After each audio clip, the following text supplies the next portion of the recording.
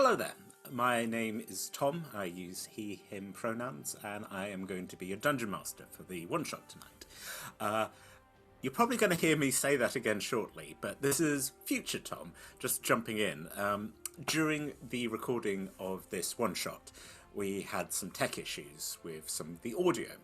So I had a word with the kobolds, took some apology jam as they all clutched their little ears. Anyway, it was decided that we still want you to be able to see the chaos that is this episode, but this video here is just a warning that there's going to be some audio issues. If this causes you pain and you've decided it's not for you, absolutely no problem. We'll catch you in the next episode. But this is just me saying, sorry, these things happen. We've done what we can, and we hope you do enjoy the rest of the episode. Take care now. Hello, hello, hello. Welcome to Roll Together as we do a little shimmy, as we do a little dance. Welcome to this one-shot Bows and Lightning. I am Tom. I am your Dungeon Master. I use he, him pronouns. And for those of you who've never seen a D&D game before, we use a D20 dice. 20s are super amazing. Ones, less so. But I was about to say, my beautiful assistant Talia, this is applicable to about what's happening. I'm not just being weird to the players. Astrid, also thank you for being my beautiful assistant. Sean, I'm full of beautiful assistants tonight. Folks, those of you who've ever seen me DM know what a very railroady DM I am. I don't do hijinks, I don't do chaos, I don't get easily distracted. Anyway, so, Bows and Lightning. Bows and Lightning is taking place in a different universe to our usual Roll Together universe. This is a slightly more historically advanced universe. While a normal D&D game could be seen as high fantasy medieval, we are around sort of the end of the 19th, the early 20th century. I told the players this. They said, does that mean we can have guns? I said, yes, it does. And then some players said, does that mean I can be a gun? And I said, sure, because I'm a pushover. Which is a great thing for me to put out on the internet. I'm going to keep rambling all night unless I stop myself. So, before we get to our sponsors, let's just quickly get an introduction to our players. And I just play the game of who's looking at it. Sean, would you like to start? Sure, yes. Hi, I'm Sean. I use he, him pronouns. Do you want a character introduction as well? Yeah, why not? Cool. I'm playing Tochi. Tochi is a Valinor High Elf fighter/monk. So, expect some hijinks, I guess. And some low jinks and some slightly in-between jinks. You have the range, and we love you for it. Do you want to nominate someone, Sean? Do you want to be that guy? Yeah, all right. Talia. Boom. Hello, I am Talia. I play she, her pronouns. And for this game, I am playing Francesca, the greatest personal assistant on this side of 7 galaxies. Warforged wizard? Also very good at punching. Yeah. Pronouns she, they, ze, they, it, under different circumstances, was originally an automaton and then spontaneously developed artificial intelligence under the care of her wonderful creator and lifelong companion, the great Alfonso, the best mind of 3 generations. Unfortunately, well. So we're going to carry on this mission in his stead. We hope that you have a very pleasant journey on this flight, as they planned it. Yes, we've turned into an airline now, folks. As we said, it's the turn of the century. This happens. There. You know what, Josh? Please prepare to take us home. Hello there. I'm Josh. I use he, him pronouns. and I shall be playing a character known as Gorok Stonevale, who also uses he, him pronouns. Gorok has a very, very long backstory. He's a character that I've played in a campaign that recently just finished offline that ran for 8 years. He died during that campaign, got sent off to the Great Library of Ioun, who was the god that he prayed to, and then got recruited in a multiversal thing, which caught the eye of the Lady of Pain and was trapped with the Lady of Pain for a little while, which is not something you want to do. He's managed to find a way to escape and is now trying to find somewhere to go because he can't go home. That's why he's here. Welcome to the universe. And finally, but no means least, a new player for the table. Astrid, tell us about yourself. Yeah, lovely to meet you. I'm Astrid, pronounced she, her. I'm not very experienced in Dungeons and Dragons. I have only played one campaign before, which was a lot of fun. Talia and Sean were in it.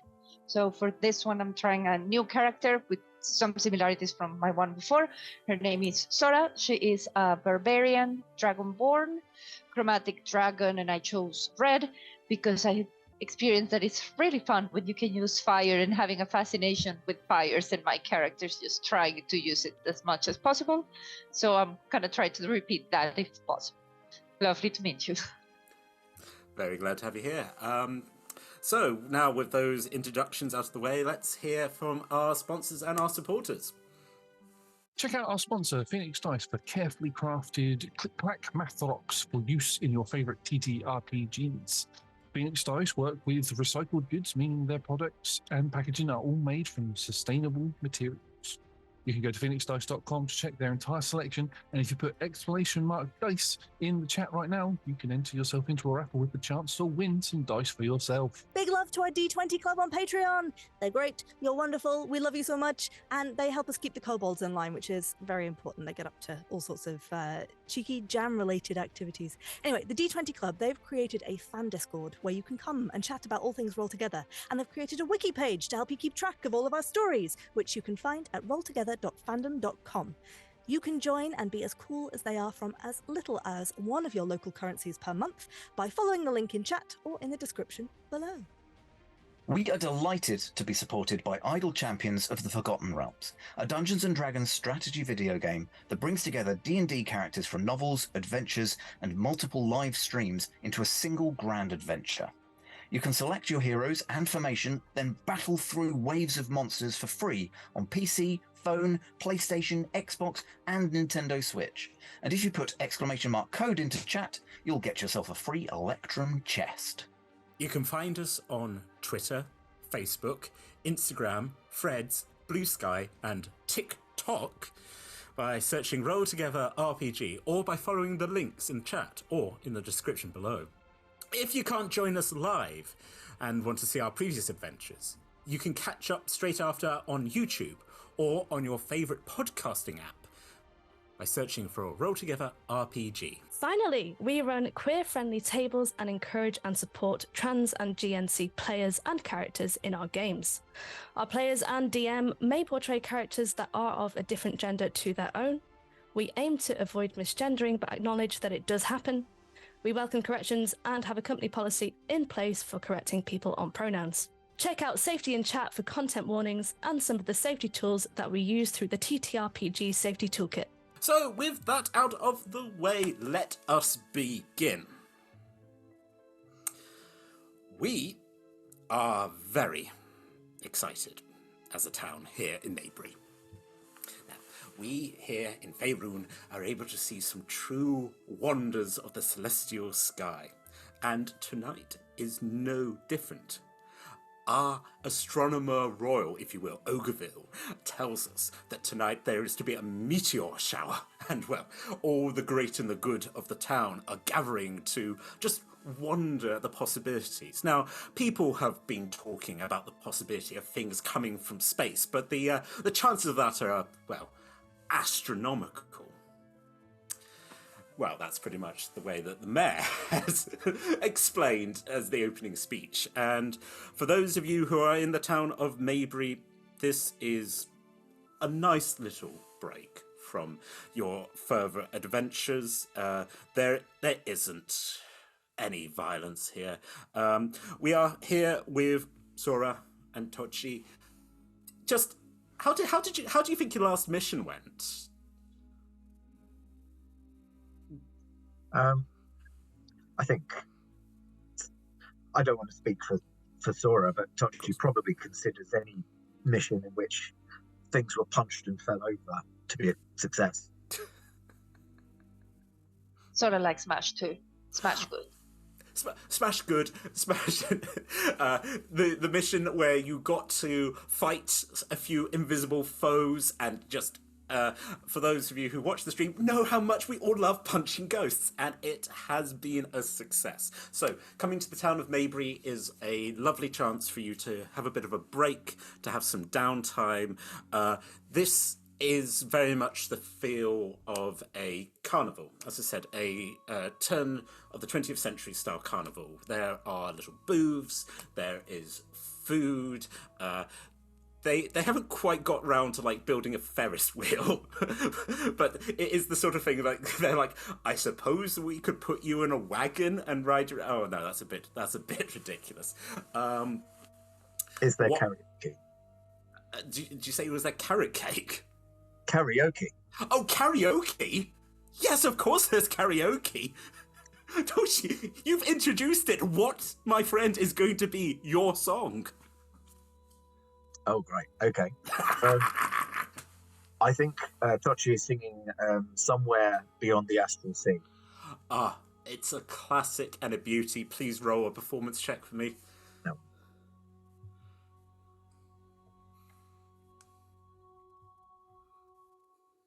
That is on the dice of 2, which makes it a nothing.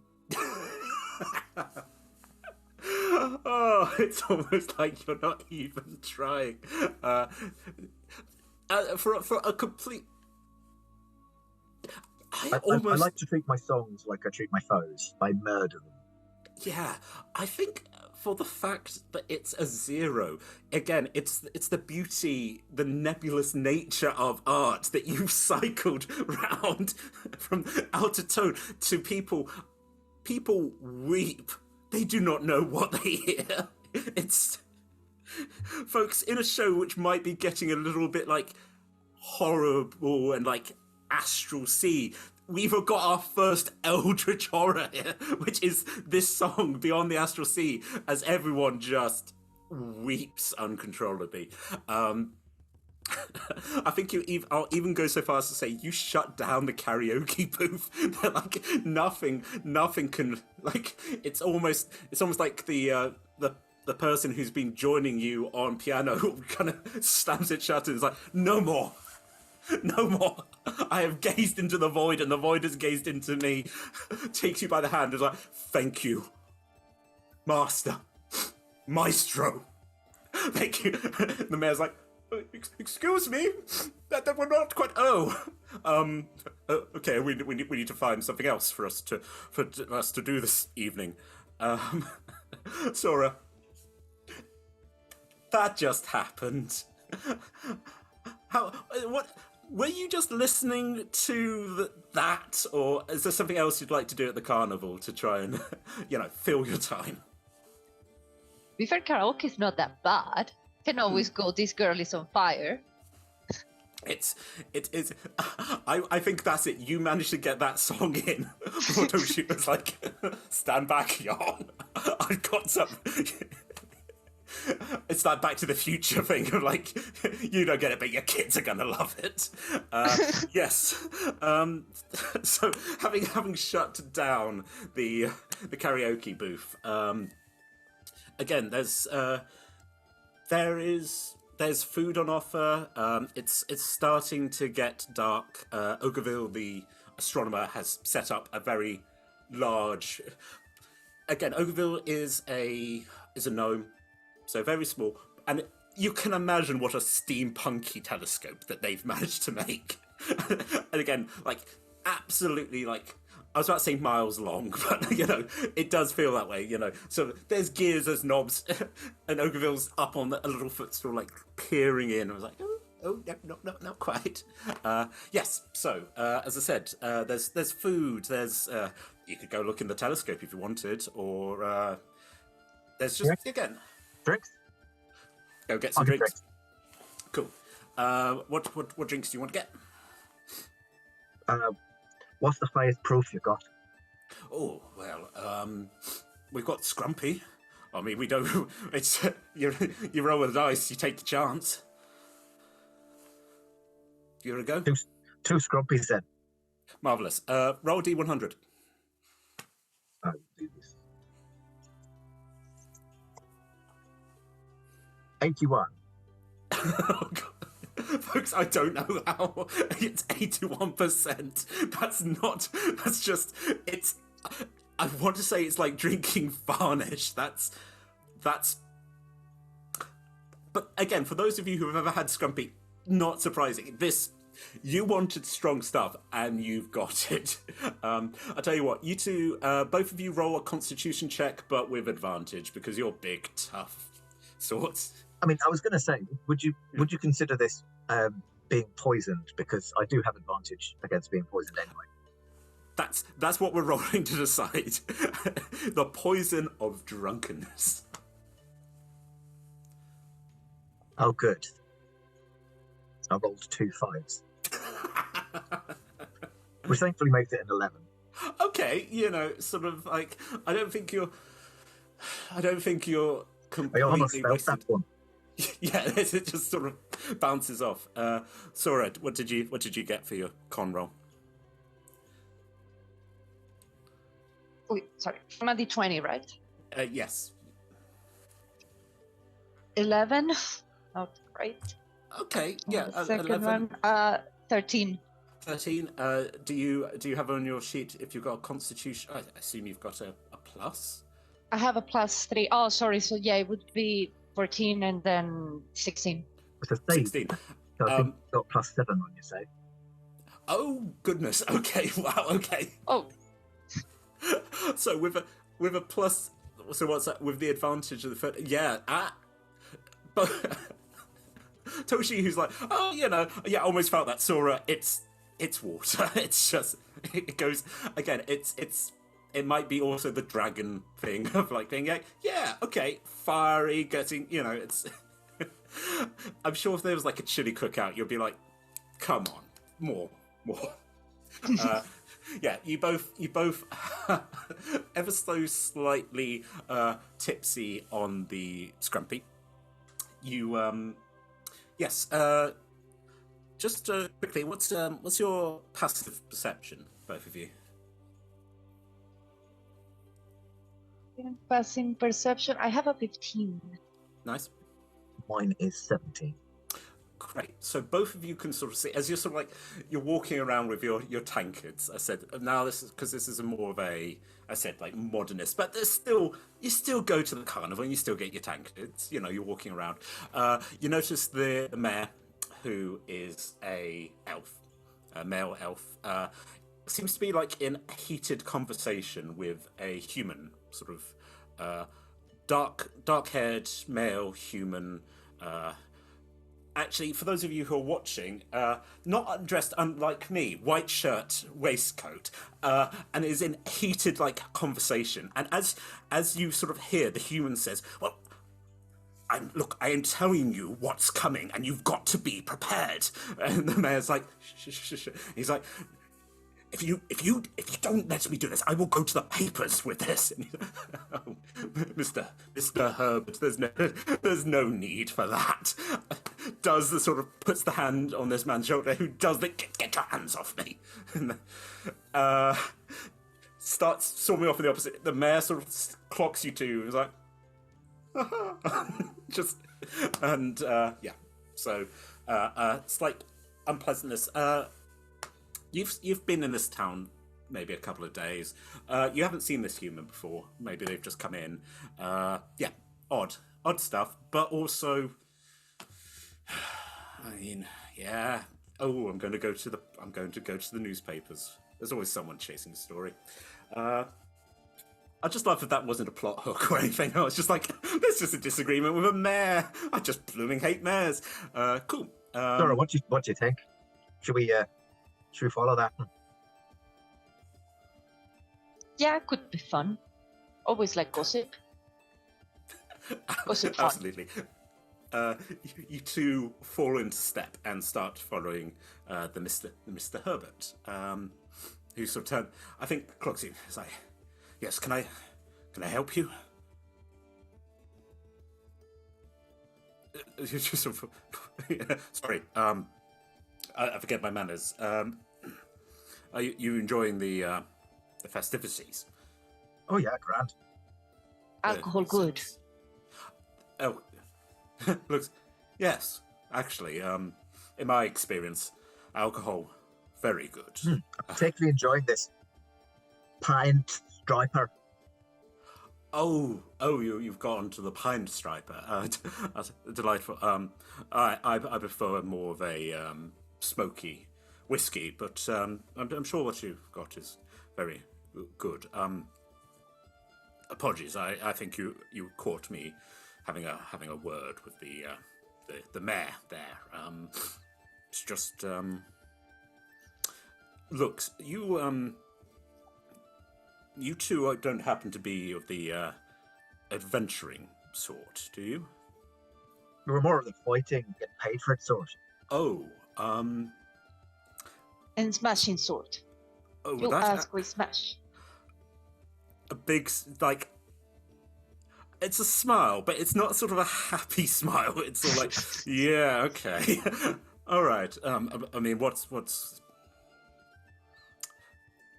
coming? I think we are probably going to need to have the sort of people who can deal with the fighting and the smashing.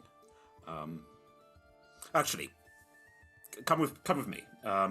If you are agreed, you're down for a rumble. I take it. What do you think, Sora? Nothing better to do with this all alcohol. Let's go. I could just tell. See, it's always the gobby ones that get smacked, so you want to follow them. An arched eyebrow. I suppose I am gobby. Yes. I'm So playing my charisma of 6. just look. You have a life experience, and it's true. It's the person like this who's been running their mouth off, going, "I'll go to the papers." Those are the person who are probably going to get themselves thrown in the river. Mr. Herbert takes you back to Ogreville.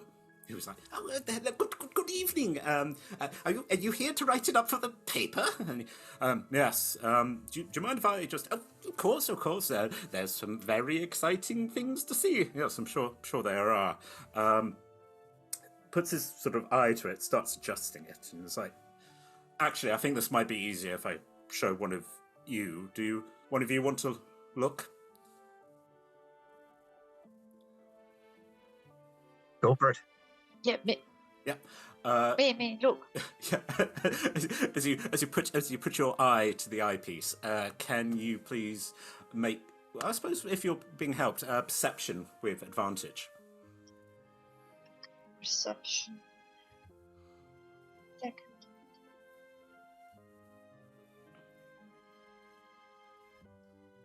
Oh, natural one. Not good. With advantage. Yeah, the second one, okay. 17, the second one. Sora, you start by doing that thing, like, if anyone has ever put, like, a telescope to the eye, where you're like, I didn't quite open my eyelid enough, so you're like, oh no, the sky is red and full of nightmares, and then you sort of take it off, and now you can see, and with Mr. Herbert's help, the telescope moves, you get to see some stars, some shining stars, and very much sort of thematically, we're moving, we're focused. There is something coming down towards the planet. It is streaming fire and yellow smoke, and it is chasing another ship as we zoom up and up and up and up to this other ship. Welcome to the Emily, the ship that belonged once to the greatest magician of this or any other age, unfortunately sacrificed himself most heroically in pursuit of the universe itself, and also possibly the weave. Who knows? Who knows what wizards do? Welcome to the ship that is currently crewed by one AI and has one passenger and one very, very angry Githyanki. But let's not worry about the Githyanki for now. Folks, you were having a decent time in the Astral Sea. It was very sad. The great Alphonse died so heroically. Francesca, how are you doing? There was a moment where we thought that our systems would be overwhelmed. We have currently shut them down into the back burner for the moment. They are running their own subroutines. At some point they will become less sub. We are hoping for a more optimal time than this. Folks, if you get a chance to just put your subroutines and all your emotions for later, smart, good. Zev got a good life policy. Hey, what do I know? Francesca, you maintain this ship. You do maintain the ship. Are you piloting? Oh yes, I have my hands on Emily. It's just Emily, no thee. And I am talking to her very, very gently.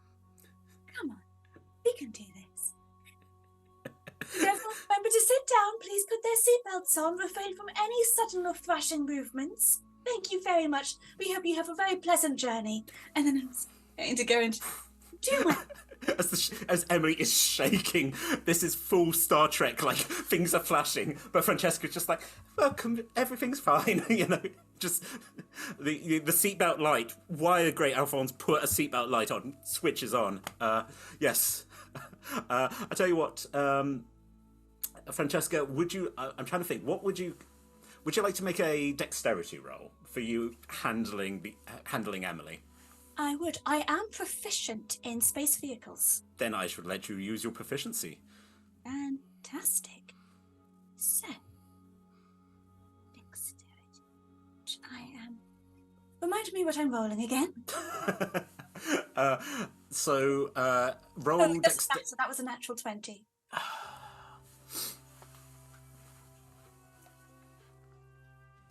Literal magic. Just the perfection as your hands touch, and like perfect synchronization. Like this isn't a spell jammer, but this feels like you are perfectly in sync. This turns on, that turns on. You dodge as the ship behind you, the one that has been very rudely firing upon you and is now belching out yellow smoke and fire, tries that you just weave down. Francesca, you wouldn't ever crash Emily, but you're probably coming in at very high speeds. Garrock, this is... Why did you pick this ship of all to try and get you somewhere? It was the ship that was leaving the earliest. Boom.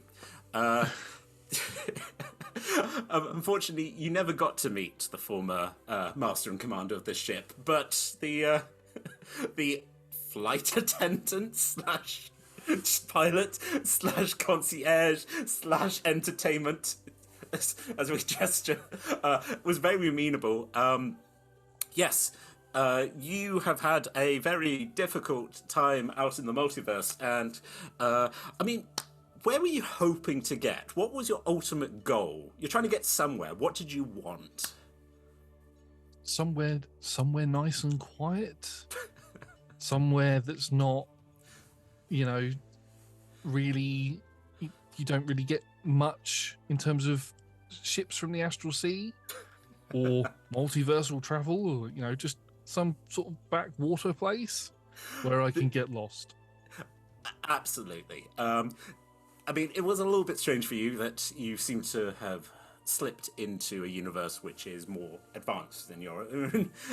You got to see a gun one of the first times, which is quite an experience. Advanced gun. I do have like a revolver style weapon that I carry around with me, although it never has any ammunition in it. It's more of a divine.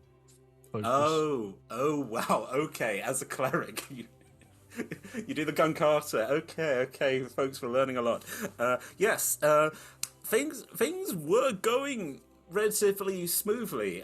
Francesca had offered to escort you to a backwater part of the world, and then the ship, poor old Emily, pretty much got commandeered by a Githyanki. For those of you who've never seen a Githyanki, they have pale green skin, large pointy ears, silver sword.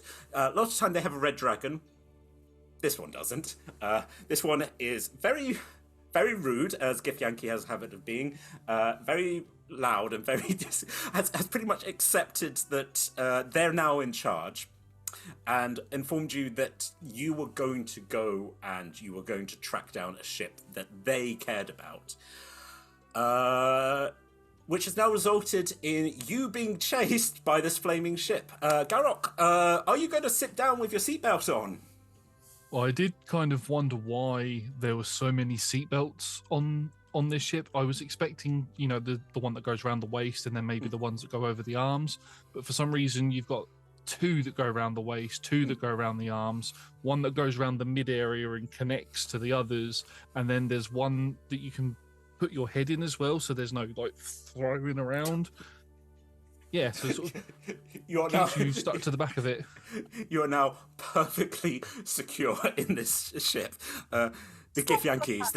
The great Alfonso was once concentrating on a very difficult spell, so we created these traps so he could maintain concentration even in turbulence.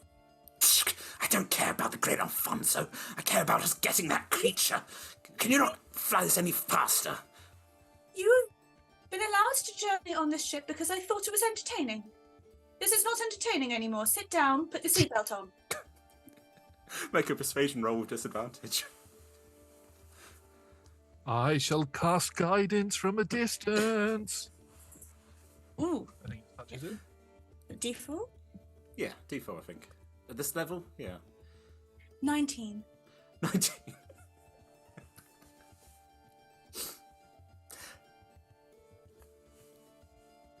Again, folks, I'm hesitating because this Githyanki is a jerk, but I think looking like you're, Francesca, you are adjusting the switches and sort of do the turn to look, almost like the head swivels. The Githyanki's like, no. Sits down, does 1 across the shoulder seatbelt, clunk click. Wonderful. We will be aiming for our best area of uninhabited land, possibly, hopefully, some sort of either forest tops or water that can help break our fall. We want to put as little damage to Emily as possible. The undercurrent is Francesca doesn't really care what happens to the people. No, why would you? Emily's the best. Is it too late for me to cast Death Ward on myself just to be safe? No, it's not. It absolutely isn't. I think I will. These seatbelts. Garrock, you are probably the safest of any people, unless something happens to go through the windscreen here. You are perfectly secure. You're a leaf on the wind. Yeah, literally. I'm not going to lie. If Francesca wasn't piloting, oh boy, oh crumbs. Yes. Have you cast? Yes, go on. Since I'm a dragon, can I get a seatbelt for my tail too? You absolutely could get a seatbelt for your tail too. I think the great Alfonso has prepared for multiple audiences as we travel the universe. Yes, Garrock, you've death warded. The Githyanki Yithrix pouts, arms crossed, very much. I'm sitting here because I want to sit here, not because they told me to. Yes. It is at this point that those on the ground do kind of Toshi, you're not looking through the telescope, but even now you can see that there is something falling from space. There are indeed trees around, and a good distance that way there is a lake, but I'm going to be very assumptive. I wouldn't say you're really a mathematical sort, are you? I mean, I know what numbers are. You know what numbers are, but I'd say, again, being in combat, you wouldn't be able to be like, oh yeah, no, that's the angle that's running. But you are smart enough to go, whatever that is, that's probably coming straight for us. Sora, you also have a much better, as you look through this magnificent telescope, as like different lenses, and then at one point it goes a bit like a kaleidoscope, and Herbert's like, no, not that switch. Oh, but it's ever so much fun. It's like, look up. Pretty. It is pretty. Herbert's like, look up, man, see what's coming. And then Phil's like, oh, gracious, a falling star. Everybody make a wish. And Herbert's like, cool. Okay, you start to cross your fingers and start hoping. I'm wishing. Oh, you're making a wish. I'm not going to ask what you're wishing for because that's just not how this works. So is that the plan? The two of you are going to stay making a wish on this falling star? I mean, unless someone tells us to move. I think Mr. Herbert sort of turns around and is like, I think that whatever this is going to probably collide straight into the middle of this green, so we might want to start moving people. Oh. If that points at the and now it's a bit closer, both of you can see that the first ship is very, the ship at the front that isn't so on fire, it's very garish, has like beautiful paints, doves and cards. The ship behind looks like a great sort of silver screw, really. It's like twisting and so as it's flying through space, it's twisting and turning as firing bolts out. So it's like, yeah, I think we should probably clear the common. If you, either of you got a particularly loud voice, I'm just a man, really. Sora, I think it might be giant time. There you go. Giant time. Okay. I mean, I can't speak for Sora, but Tochi is going to tap one of the mystical runes on his sash, and will become large size for the duration. Oh, I can do that too. I can become large too. You both expand up, and again, it's like, yes, Talia. Does this come with costumes? Because I am assuming Power Rangers. Yes. The I'm assuming Megazord. Mario Brothers. Folks, we're mixing a lot of genres here tonight, but we're loving it.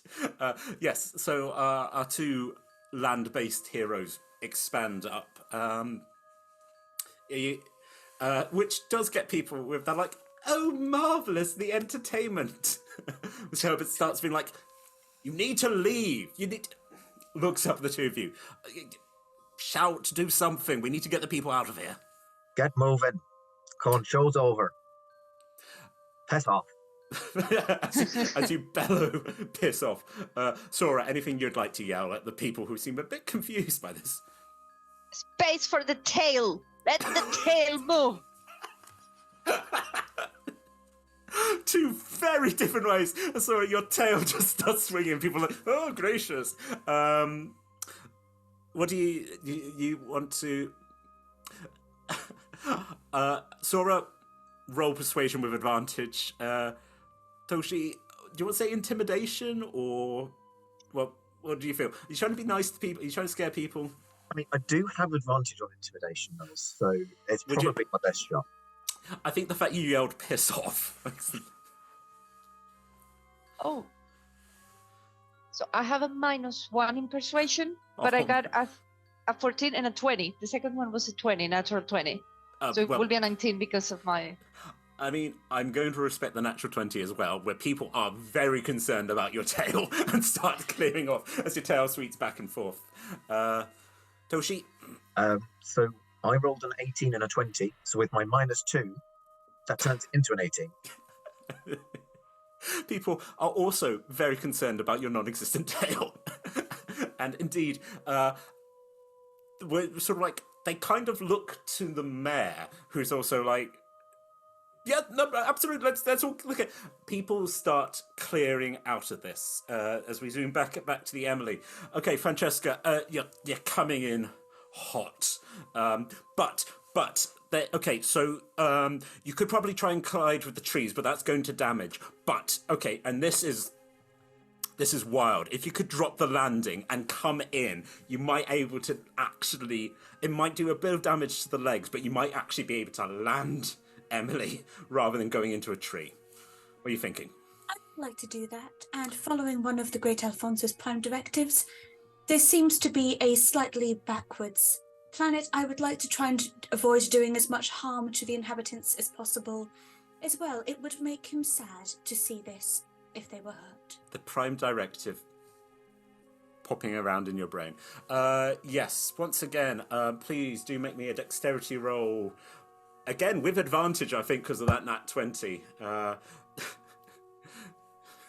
Garruk, you adjust about even more as you feel the centrifugal force as you come in. Leveling off. 15, 18, plus 18. proficiencies. 22. 22. The legs drop, and there's the jolt as Emily spins and spins and slides, and then just very gently pops against a tree. And then there's just a sort of a rustle, and Emily has landed. Star Trek acting. Yeah, you all go through the... Rustle the other ship. Yes, Yvrix headbutts into their own knees and like, no time for, not the first bull card of the evening. We've all been very well behaved. Shame. Not Sean. Yeah, I know. We're all very impressed. Anyway, Yvrix has busted their face. Everyone else is unharmed. You have indeed landed on this backwards, quiet little land. Yes. I turn off the seatbelt sign. Boom. Garruk, you take what would be a couple of turns to undo all the belts. You've got that. Again, you haven't taken damage, but you do also have that feeling of like when you've been heavily belted. It's just like, oh no, oh. It's tugged in so many places. Ouchies. Yes, you have landed well. Francesca, can you just make me like an intelligence roll? Oh. Absolutely. Straight intelligence. Well, that is surprising. Intelligence check or saving throw? Intelligence check, please. Okay. I didn't do so well on that. I rolled a 7 total. I think I am very distracted right now. I am very, very smart, but right now I am focusing on Emily and making sure everything's happening quite safely. Fair enough. Garruk, do you have a high intelligence? My intelligence is +3, Amazing. which is strange for a cleric, but Hey, you've gone through a lot. Again, I don't want to sort of like stack the rolls, but I'm going to allow you to try and work something out that Francesca hasn't, if you want to make an intelligence roll. just straight intelligence. Just straight intelligence. This is sort of like not worldly knowledge, but like something occurs to you if you get it. I rolled a 14, so that's a 17. Cool. The ship that was chasing you was coming in at great speed and is unlikely to be able to pull up. It's likely it's going to crash into Emily if you don't do something soon. I think we're about to get hit by a great ball of fire. Goodness gracious. Fire! Yeah. As we watch, those on the ground who watch as a ship unlike anything you have ever seen before comes dashing down from the sky, drops weird little chicken-like legs, bonk, bonk, bonk, slides into the tree. Mr. Herbert just goes, "Oh, gods, it's happening. All right, okay, you two, get yourself ready," and points to the spiraling, twisting screw which is coming, barreling straight down at this new bizarre ship. I have a question to Yes. deity up above. I'm an observation wizard and I am very fond of Emily. Is there anything that I could...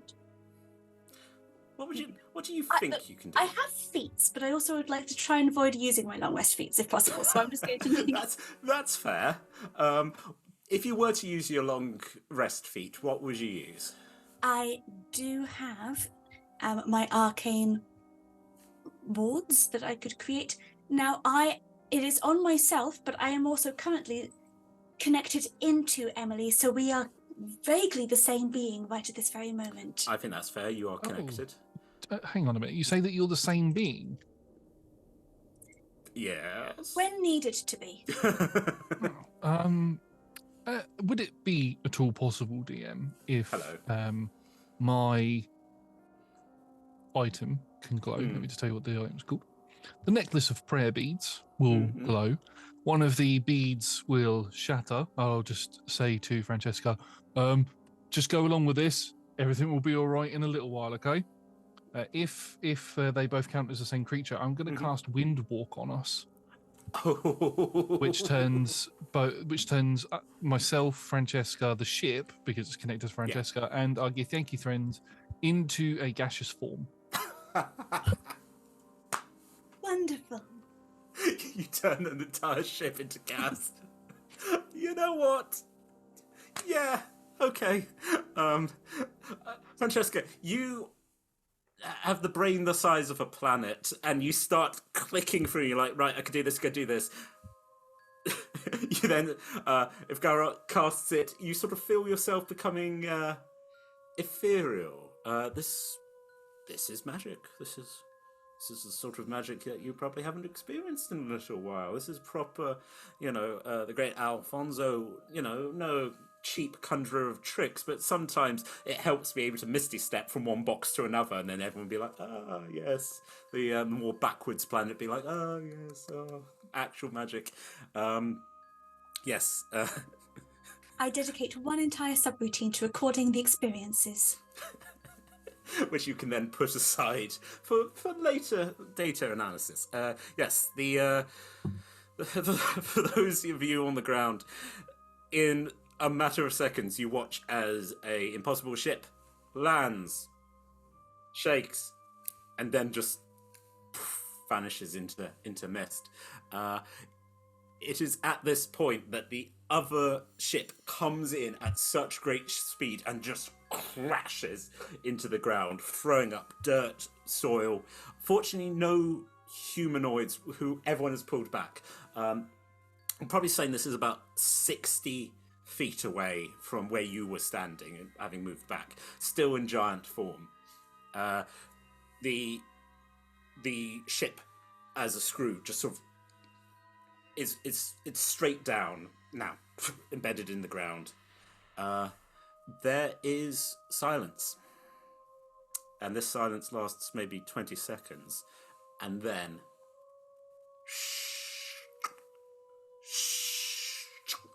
the top of this great screw begins undoing, twisting, moving. Then the top pops off. Crew of the Emily, you as gaseous form, do you just want to take a moment to work out? I'm going to basically give you a quote-unquote turn to decide where exactly you want to be, and if you just want to stay as gas, actually.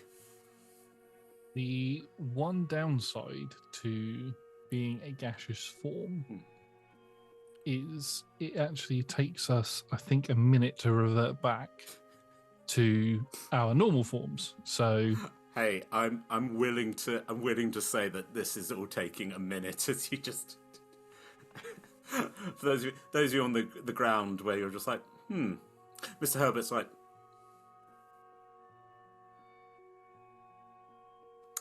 this is a well, I knew this was coming, but it's still unpleasant. I would advise a little bit of caution. I mean, yes, punch, but maybe be on your toes. Reaches in, pulls out a pistol of his own, cocks it, and is like, looks at the rest of the town who are like, oh no, our quiet little star watching carnival ruined by attacks. Yes, as we said, this is going to be a minute. As I assume you two are wishing to return to some kind of Tochi shrinks. You're having a drink. Oh, you shrink. Yeah. Okay. Yeah. I shrink too. You both again like Mario. Boop, boop, boop, boop. I imagine because Dora's yours is linked to your rage, isn't it? So Tochi's probably had to be there, like flicking you every so often. Stop it! Kicking the tail. Stay mad. Stay mad. Okay. Angry thoughts. Yeah. So just slightly moved our gaseous forms, just slightly more out the way, a little bit more sheltered. Okay. And then when we reform back, the ship is less crashed and more stood up properly.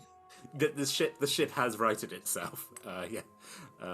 Are you two staying in the ship, or have you sort of floated yourselves out? Everyone, please exit. Emily, want to avoid her being another force of contact again, and we should say hello to these civilians and deal with the intruders. You two exit the ship, followed by the Githyanki, who's... Come with me. Yes. Do you take their hand, or you just click at them? They are a child. They are very... I have been with the great Alfonso for decades upon decades. This is a very young child. How very, very rude. And if the Githyanki knew, how very upset they would be. No, but yes, as I pointed out, they do not have a red dragon. They have not got to that level. Yes, this is probably a lot younger than they would like people to know as you escort this child off the ship. Yes, you again sort of like the screw 60 feet away from the I keep saying the land-based heroes. Emily is now probably, let's say, like with a little bit of drift, you've moved about 20 feet to be right next to the tree. So yes, so you are closer, but they are looking straight at. Okay. At this point, as I said, the great screwing undoes. The lid falls off. Mr. Herbert's like, well, get ready for it. Tentacles. Worming their way out. A creature about the size of a bear starts pulling itself out. It is hideous. It is pink. It is tentacly. I mean, the chances of this thing ever arriving here are 1,000,000 to 1, and yet, still it comes. Please, roll initiative.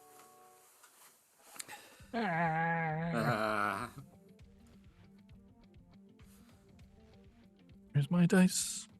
That's a 9. Ooh. 18. 6. 6. Did you get one Garrock? I did. I rolled an 18 for a 20. 20. Good lord. Oh, And sorry, I forgot I have a +1 in initiative, so it's 7. Still not great. you, I move you one notch up the board. Francesca, what did you get? Oh, 18. 18. Absolutely beautiful. Roll for Gremlins. Oh wow. Okay.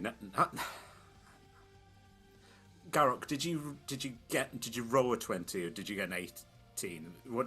18 plus 2. Cool. At the top of the round, this great the ship itself seems to be humming with some sort of energy, and as you watch as the creature inside seems to be moving, like a mechanical device seems to be rising up out of the ship. Those of you who came in on the Emily recognize this as the thing that was firing out at you and was doing a little bit, would have done damage to Emily if it hadn't been for Francesca's amazing piloting. But again, the void of space is a vast expanse, but you also get the feeling that thing had hit you. It would not have been nice. The cone of this thing starts moving up, looking to the left, to the right, focuses on the Githyanki, who's like, I am not afraid of this creature. I shall fight it. Yes. So that is the ship. Garrock. I would very much like to. I'll pull out my pistol, and it's a basic 6-shot revolver. It's got very fine crafting all over it, and as I hold it in my hand with the shield out, the other way because I'm right-handed, the carvings glow a orangey red, almost like fire color, as I point the pistol towards the bare tentacled thing, and I'm going to fire a firebolt at it. Oh, very, very rude. Please do roll your attack. I will. That was a 14 plus 11, so that's 21. Click, boom. Please roll your damage as you try and shoot the damn tentacle bear. Okay, so that is going to be 10 points of fire damage. And Yep. because it's a cantrip, 8 points of radiant damage. Because I have 10. blessed strikes. And 8. You fire your weapon into the tentacly bear, and it makes a horrible, which you're like, oh no, no.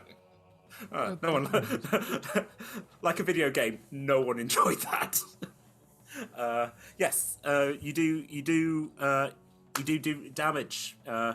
It seems to sort of turn its bulbous eyes upon you now. You've drawn its attention. I'm going to move into cover, whether that be a bush or behind a tree or something. Yep. And how far away is the cannon thing that's popped out?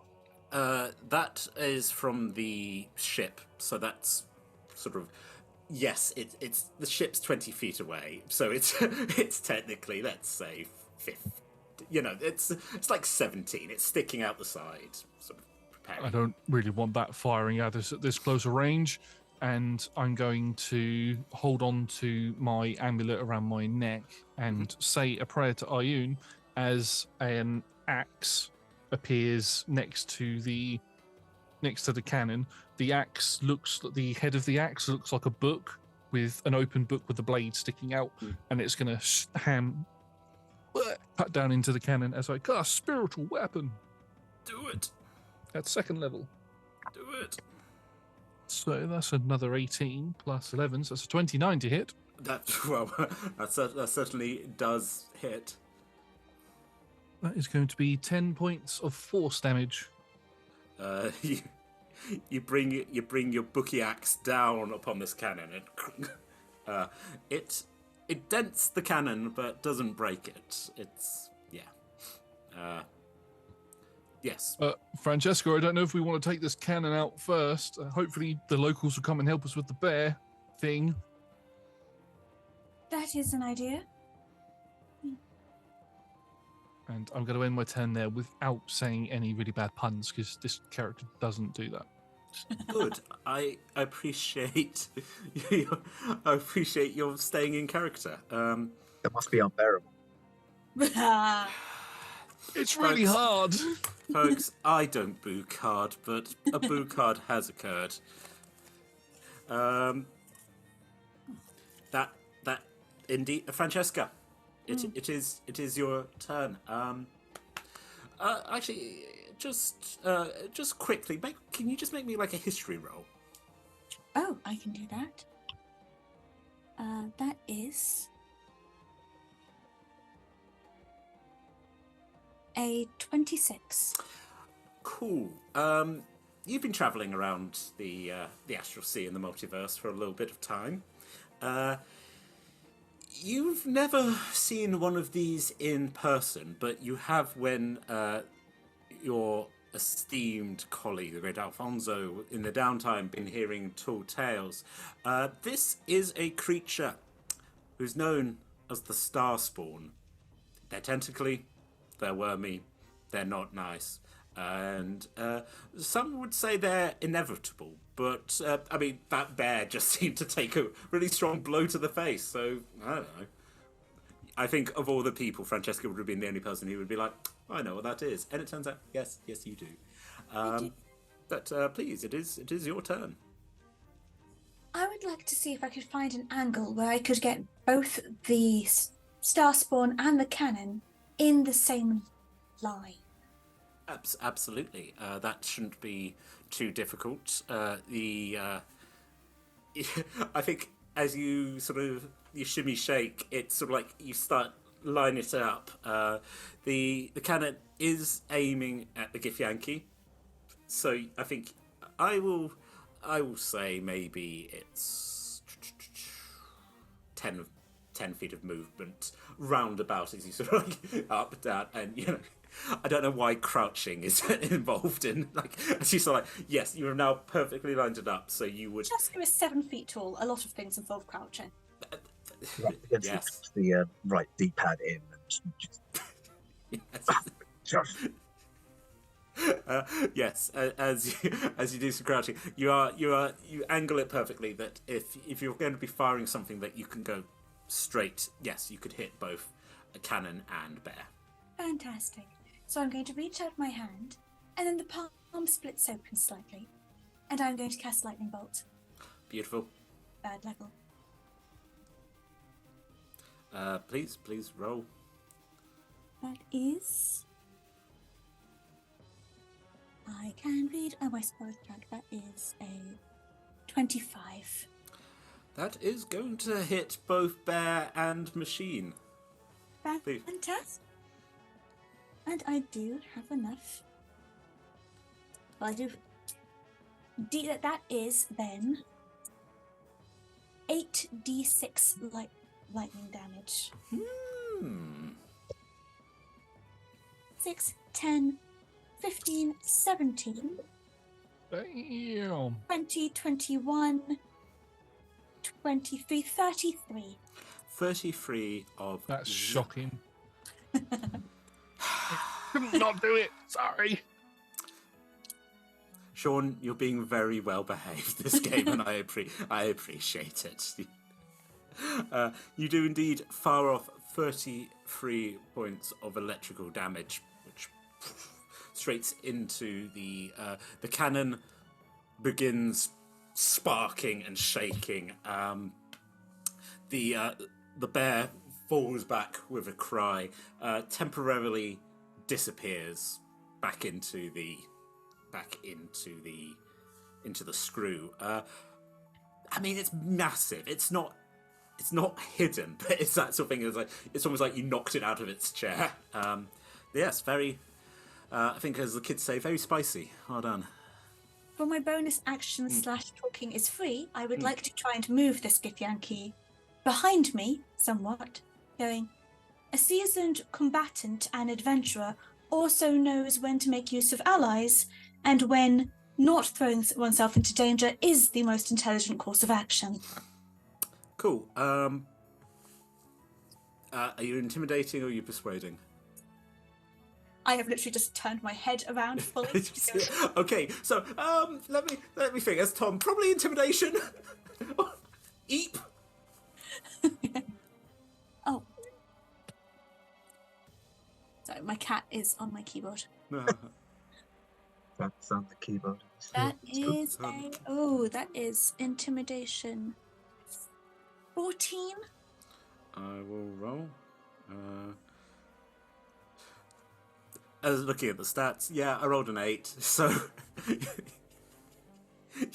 so how are you? Are you pushing him behind you? Or are you stepping in front? A kind of a combination of both. I think as I went to make my move, there was that kind of sweeping movement. I've now turned my head fully around. The pleasant smile never leaves, which I think is what adds to the creepy factor. Utterly terrifying. Yes, okay. As I said, talking was indeed a free action. As this Githyanki, who considered himself to be big and tough and strong and being able to kill a Starspawn, hides behind the giant automaton. Very, very good. Toshi, my friend, 60 feet away. Mm-hmm. There's been a lot of noise. Mm-hmm. We'll turn to the scientist guy. Fighting? Yes. Yeah, if we can. Although cool. I fear this might be just the scout. But certainly send them a message. Sorry, fighting. So I am going to run. I'm very annoyed, by the way, at being 60 feet away. Is going to run 40 feet. Yeah. And in so doing is going to lob a dagger. Fair enough. Just to have something to do. So, yeah. That's going to be 22 things. Cool. Aiming for ship or are you aiming for bear? I'm aiming for bear. I don't see ship as threat. No. Bear ship. Threat. Bear threat. You roll your damage. My damage would be 7. You do. Cool. Yep. Now again, you throw a dagger and it just sort of gets this bear that has kind of fallen, like as it sort of like lifts up one of its tentacly arms, just into it. And I would like to tap a different rune on my sash. This time it's the fire rune. So when I hit a creature with an attack using a weapon, I can invoke the rune to summon fiery shackles. The target takes an extra 2d6 fire damage, and it must succeed on a strength saving throw, please. Cool. So you roll the 2d6 anyway? I'm going to add an extra 6 fire damage. Nice. And yeah, it's a strength saving throw, please. Cool. The bear rolls a 16. Oh, I know I should have put more into con. Yeah, that's fine. Right. Yeah, the shackles start to kind of try and breathe around it from the dagger, but it's not my usual weapon, so it's not strong enough. Because some jerk put you 60 feet away from the big bad, yeah. Shake my fist at the sky. I will, however, I assume I can throw my other dagger because I have multi-attack. Yeah. I will lob another dagger. By all means, roll your attack. That's an 11. Unfortunately, that doesn't hit this time. It's just kind of your lovely dagger just sort of like jets off over the other side and lands in basically a pile of beer. You know, someone spilt their drink and you've got a sticky dagger on that other side if you're going to go collect it. I knew I shouldn't have had that last drink. It's what gets you. Yeah, bonus actions. I don't really have anything that I can do from this distance. I don't think. Oh, hang on. Yeah, I do. As a bonus action, I'm going to grow to large size. Let's do it now before I get going. So yeah, I throw. Boop, boop, boop, boop. Yeah, it wouldn't have had any effect on the attacks, thankfully. But yeah. Does it increase your stride? No, it doesn't look like it. That would have been lovely. I would have liked it. I would have, yeah. But I mean, if it makes you feel any better, you've saved the townsfolk by taking them aside, by yelling at them. You know, hero. Feeling a bit better about that. Just a smidge. We then go over to Sora. Sora, what do you want to do? I'll follow on Tochi and I'll run the 40 feet because someone put to 60 feet. Then I'm on attacking distance to the bear with tentacles, right? If you've got range, yes. What's you planning to do? What's you planning to do, my friend? Tentacle look like takoyaki. I want to cut it to make takoyaki. By all means. So. But I want to use the hand axe because it's slashing damage, and I do have a feature that is good with slashing. So I wanted to attack with slashing. Are you throwing the axe because it's still 20? Then yes, by all means, chop it. So and because I'm attacking, I will rage because I really want that takoyaki. Ah! Big, yeah, terrifying. Yes, please do roll your attack. I'll do it in the app this time because now I figured out how to do it in the app. So, hand axe. 7, but I'm raging, so it's a +3. It should be 10, right? So is that your damage or was that to hit? Oh, sorry. So the hit. To hit it was 15. Okay, 50, just flat 50. That unfortunately doesn't hit. But you tried. You still get your rage because you tried. As the axe just all you wanted was to get these tentacles. As the axe just. Unfortunately, yes, that goes and clatters right next to Toshi's sticky dagger now. Do you have another? Multi-attack still. Yeah. I think I had another attack, but I'm not sure. Give me a second. No problem. I thought two attacks per action. 2 attacks, right? So I can throw an axe again. Yeah. I'll try it again. By all means. Okay, that one was better. It's 27. Oh, let me hold on. Yes. It's just. Would you like to roll your damage, or would you like to keep the 10 from earlier? Well, actually, I had the 10 from earlier, so. Yep. Yeah. 10. Keep the 10. 10 axe damage as you, and there is a horrible squelching as this axe does embed itself into this bear. Again, another human screaming. Yeah, go ahead. One question, because I have a feature that is called Slasher, so you can reduce a creature's speed when you deal slashing damage. Yes. You also gain the ability to do a critical hit, but I'm guessing I did slow the speed of the bear. You did. The bear is in a machine, but it is not going anywhere fast now. Oh. Yeah. Cool. Any bonus actions or? I'll grow big as well, like Tochi did. So giant mode. Watch a tail. Everyone watches the tail. Amazing. The star spawn husk, as it's known, or tentacly bear, as we've been calling it,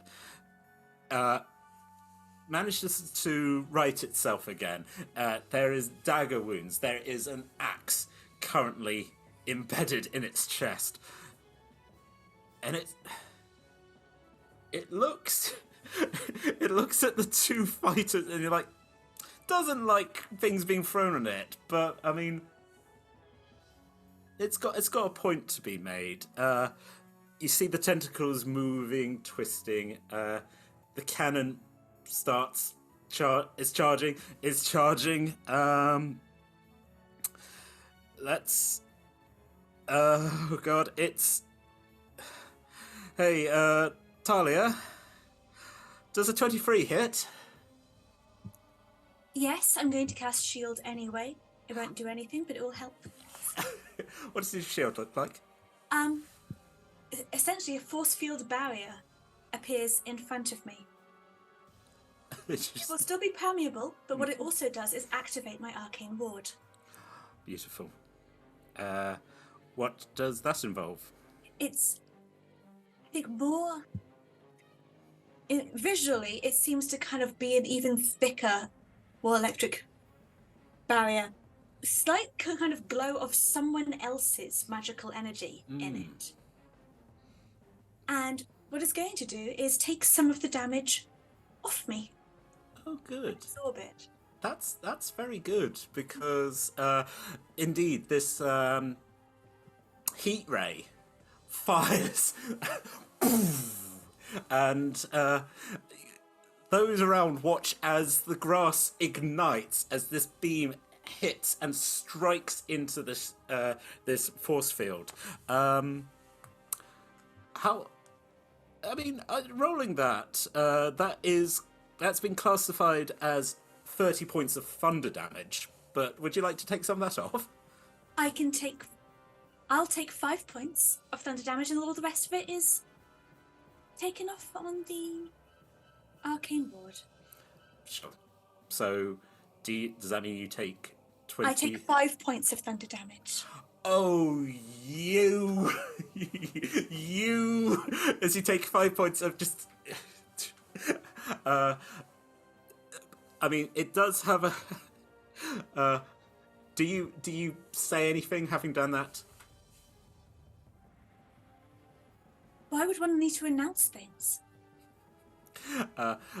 Well, the only thing I was going to say is, having done that, I'm not quite sure how an automaton gets tinnitus, but you're deafened. the boom, just where you're just like.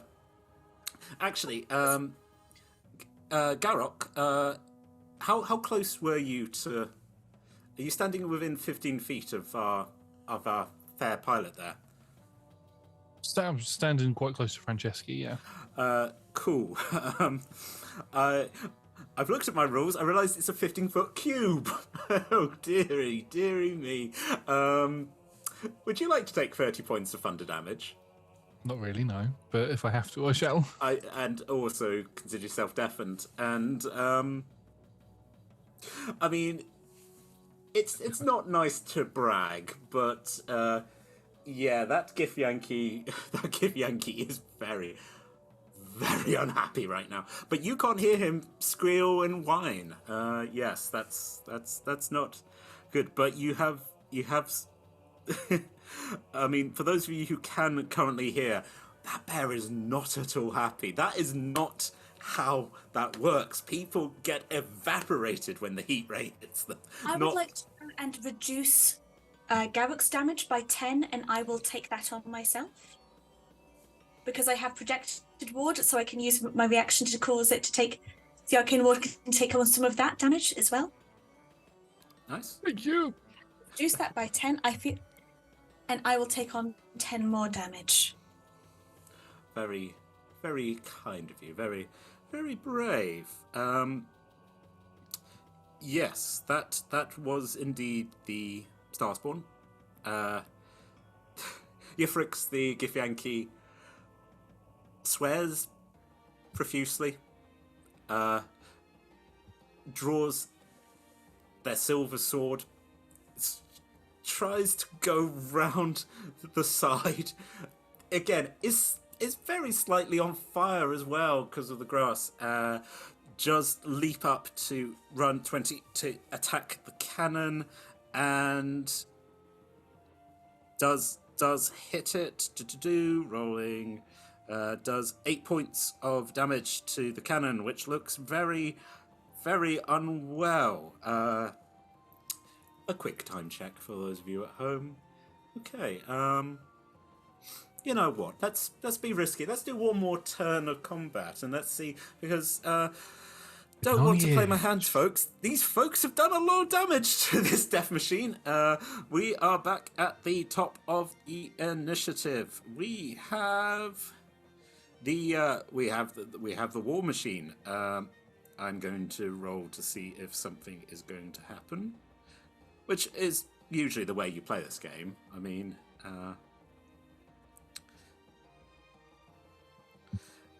that is okay. 30. The cannon is shaking and is sparking, and the energy is building up. Those of you who can hear the bear going. That's I'm not saying it's gonna explode, but yes, the Starspawn would be wise not to try and fire that cannon again. Garrock. I didn't hear that, so I have no idea that it looks like it's about. That it sounds like it's about to explode. No. So, as my bonus action, where did my D20 go? I'm going to move the spiritual weapon round so it's in between the cannon and the Starborn, and then I'm going to attack it as a bonus. By all means. That is an 11 plus 11, so 22. Yes. For 13 points of force damage. Okay, 13 force, and 13 force. So that's for both of them, right? That's just the on the cannon. Yeah. Okay. 13 force. Sparking. And then, as my action, I will look out, see the Starspawn. It's a different thing. Starspawn. Am I saying? Yeah. I'm saying born, aren't I? Starspawn is what I'm supposed to be saying. Sorry. I would love to see a Starborn here, but instead we got this jerk. Yes. I'll pop my head out, not realise anything's going on because I can't hear anything. I'll spin the. You can see it. It is sparking, so you've probably got an idea that. Yeah, I think it's fire. I think it's going to fire again. I don't know this technology. Absolutely. I'm going to spin the barrel, not the barrel, the ammo part of my revolver, and the engravings go from fiery red, orange to a black and purple, and I'm going to fire a shot just above the Starspawn. There we go. Just above the Starspawn's head, and just as it gets, and it's a slightly larger pellet, magical pellet than what the firebolt was, and just as it gets to above his head, I fire another one that's very small and goes very quickly and explodes into it, causing it to make a large ringing sound that sort of reverberates around the Starspawn, and that's my super long-winded way of saying I'm going to cast Toll the Dead. So it needs to make me a wisdom saving throw, please. Ding dong, bing bong. 18. DC's 19. Beautiful. You love to Lovely see items. So that's going to be. That's two nice folks. I just was like, hey, I love my players. I want them to have beautiful things, as it turns out. 2d12 of necrotic damage. Ooh, that's 18 points of necrotic damage. They're on 11 and a 7. And then, because it's a cantrip, I can add radiant damage, but that's only 1 point of radiant damage. Just 19 points total. It's just like the slight sparkle radiant damage, like bing. All this darkness and then a little bit of light in the middle. Just enough to fill up the light. Cool. Is that you? I'm going to move, so I'm no longer very close to friend Jessica. Fair enough. Maybe some would say maybe out of 15 feet range. I mean, for reasons. I mean, as a humanoid, definitively hear the of basically being hit by a very loud, deafening, thunderous the titanus beam. Yeah, beam. Beam. Just a beam. Okay, so you've gone. Are you going away from the machine? Like, So I'll go the opposite way that the Githyanki went. Yeah. I'll run round the opposite way and duck behind some trees. Okay. So you're going. So you would be heading towards where these other fighters seem to be. The Githyanki's gone that way. You've gone there. Okay. Fair enough. Having a Speaking of cleric French, in the center seems to be a very good idea. yeah, there's logic to this. Francesca. I have 2 questions. Yes. Question 1 has part A and part B. Oh, How- gracious. How healthy do both the cannon and the starspawn look? The cannon is incredibly badly damaged and is sparking, and there is energy flaring up. The Starspawn is gunky, to be honest. Has taken some serious blows. Also has an axe in its chest, which again, as this creature does breathe, but the axe is moving up, and in answer to your question, bad. AB bad. And what is behind them in my field of vision?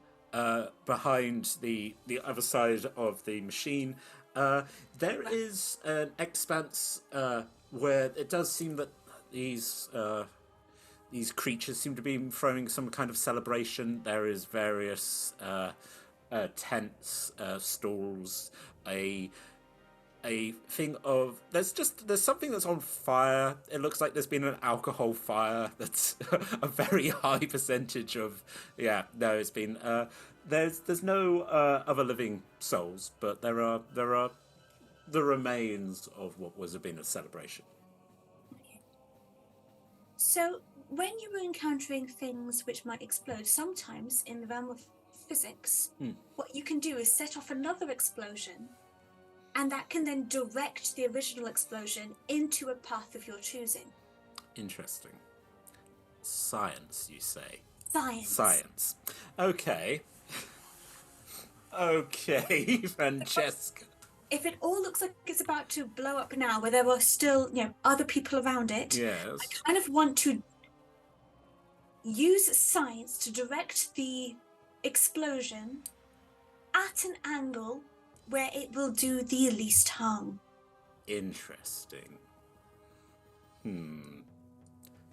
Science, they say. Okay. Okay, there is currently something that's already on fire. That's probably going to explode in the not too distant future. I think there's some trickery here. Let's hear your plot. So how are you planning to do this explosion, pilot? I was planning on using my lightning bolt to both cause more damage, but within that damage, the lightning bolt is very directional. So carrying that kinetic energy, and as I try and then take both explosions with it along that 100 feet. Interesting. And then see if I could try and do some science here to bounce it to somewhere safer with science. Well, I'm full of doubt, but you do keep saying the word science. And this is a weird steampunky universe that I've created. And that telescope is covered in cogs and gears. Okay. Sometimes magic is in, it looks incredibly like science. Go on. Let's see how this works out, and let's see how this is going to go. Natural 20. Science. Science.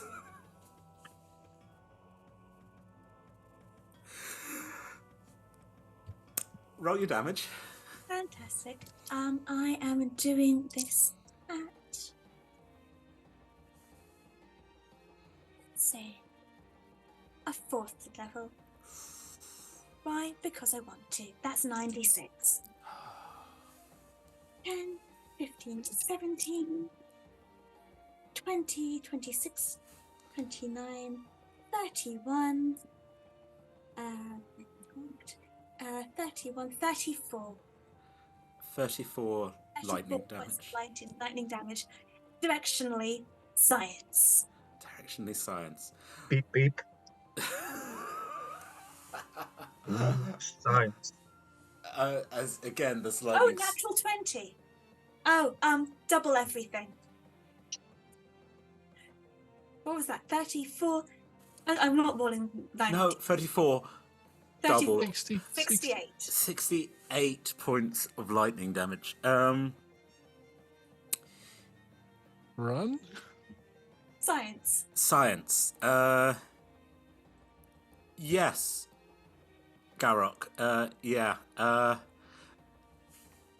You all witness as lightning streams through this machine, through this creature, frying it as the machine begins to explode. This thing is going up, and is going up with great force. How cruel do I feel I want to be, considering if we stay in initiative and there's one player who hasn't got a chance to move? Hey, Francesca, are you running? I am running away. Cool. Are you dashing back? I am. I calculated the risks and I am running. I don't know. I don't think you can technically dash because you have done your actions, but you're going at the speed that you're going at. Oh, I can also misty step. You misty step. How far away do you misty step? I am running my full movement, which is 30 feet. I am going to misty step another X number of feet, another 30 feet, so I am 60 feet away. Beautiful. as you flee. I'm just going to make a quick. Josh has just realised which one of the characters is not able to run away, and is now furiously looking over his sheet to see if there is anything that he could do. Just quickly, Francesca, how much did you care about the Githyanki? Oh! Have they run away from me? They haven't had a chance to move, but this is going to go up. Yes, they also did run round you to try and hit it with a silver sword. Oh. Well, that was stupid. I told them to stay behind me.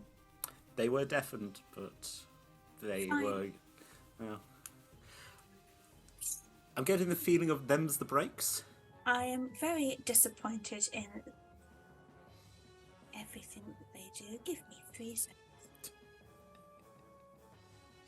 I just realised I'll be fine. Rather than a bonus action, I can't move them.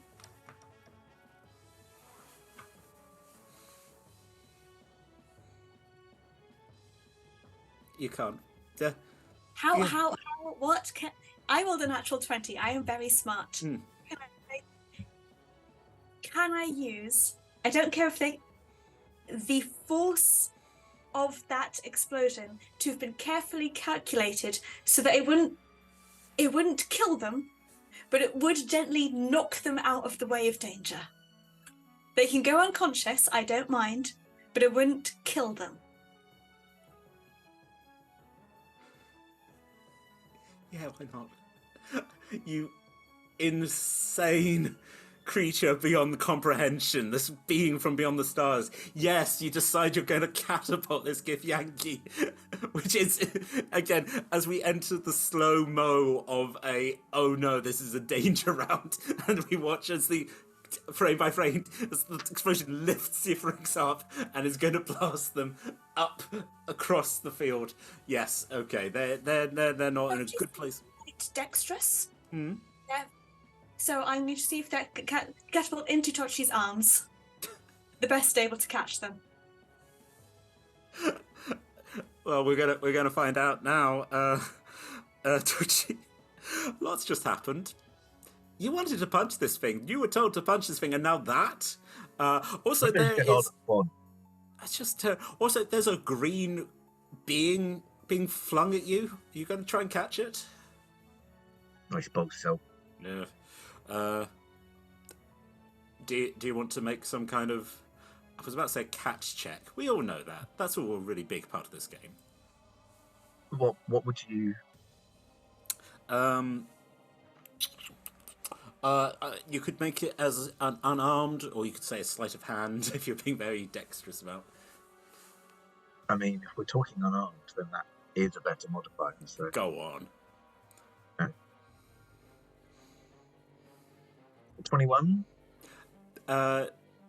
You you put your hands out. This unconscious, flopping, lizard-looking creature lands in your hands, and just a very shiny sword just drops from their unconscious hands, and just lies on the floor as they just ragdoll in your big, strong hands. I mean, big, not necessarily strong.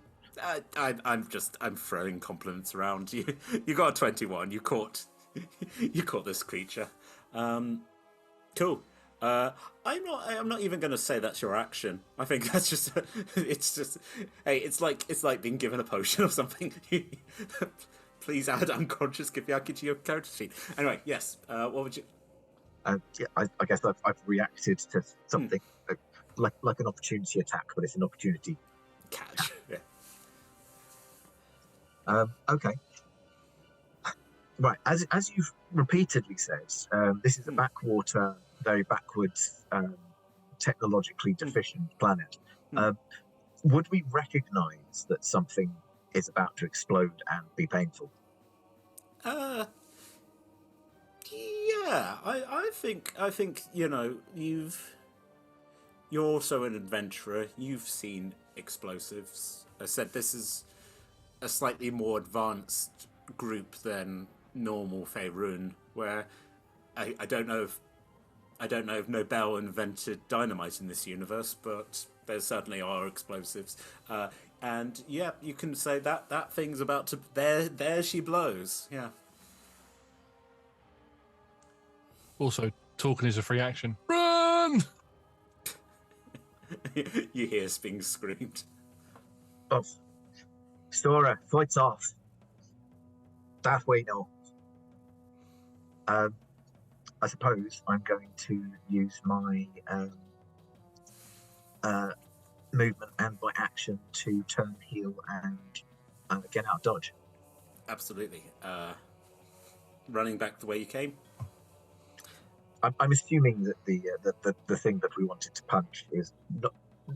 There aren't going to be enough bits of it to punch very shortly, so possibly not. You also saw what happened when this energy was released in a focused way. It's probably going to spread. There's probably not going to be chunks. There'll be something else you can punch, possibly, but not from that weird little ship. Cool. I will. I was just looking to see if I've got any kind of rules about it. But in like the giants thing, it doesn't say that like I get a bonus for carrying things, but am I at a slightly reduced speed carrying Githyanki? Nah. He's not going to like this, but he's a skinny sod. Just yeah. No, I'm not. Underarm running back. Yeah. Yeah, Brilliant. that's action. That's I think just because I feel like there's going to be repercussions even at the 40 foot I can run away, I'm going to activate my thrust rune. Smart. So I have advantage on ability and saving throws that use strength or con. That seems 10 minutes. I'm going drinking after this. Oh, if only someone hadn't exploded the alcohol stand. But there's probably going to be someone who has a couple of hip flasks on them. Yes. Yes, so you go dashing off carrying this unconscious lizard. Sora, you're probably not going to get your hand axe back now. That's a bit rubbish. Yeah, probably not. One question: am I still do I still have anything to attack? Because I don't want to lose the rage. I wonder if I can attack something before running. Do you have another hand axe? No, but I have breath of fire. Like I have a throwing, so I was thinking if I can just shoot fire at it and then run. How far does your breath of fire go? Give me a second. Let me read it for you. I think you've got javelins, actually, as a barbarian. I have javelin as well. I mean, I'm going to... this breath weapon. Yeah. It says 30 feet. I mean, that is certainly... I think I said you were within 20 feet now. You can blast your... Again, this thing is going to explode, but like in a video game, it's the flashing thing where you're like, it's still there. Yes, you can do your fire damage to this thing and then leg it if you like. Okay, I will do that because I don't want to go to long rest and lose my rage. No. So I'm gonna do the breath weapon. So it's 2d10s. I'm gonna do them in the app. There's almost a but I need to do the attack first, no? Yeah, roll your to attack. see if it hits. No, it's a dex save for breath weapon. Okay. Is which one in this case for the attack?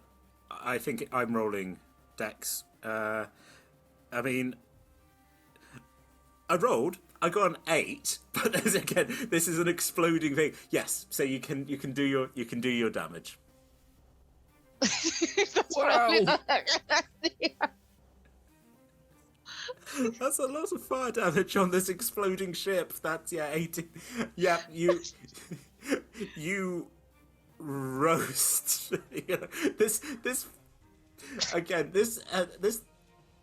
This bear thing had been electrocuted and now is just on fire.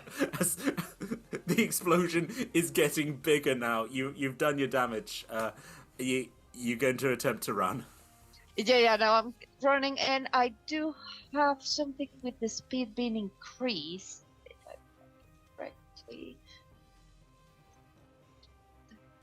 Fast movement. Your speed increases by 10 feet while you aren't wearing heavy armor, and I'm not. So, I think that's your 40 feet that it says already. Yeah. You are dashing at a good speed. The advantage is that no one has thrown any outer space creatures at you, so you don't have to worry about your reaction.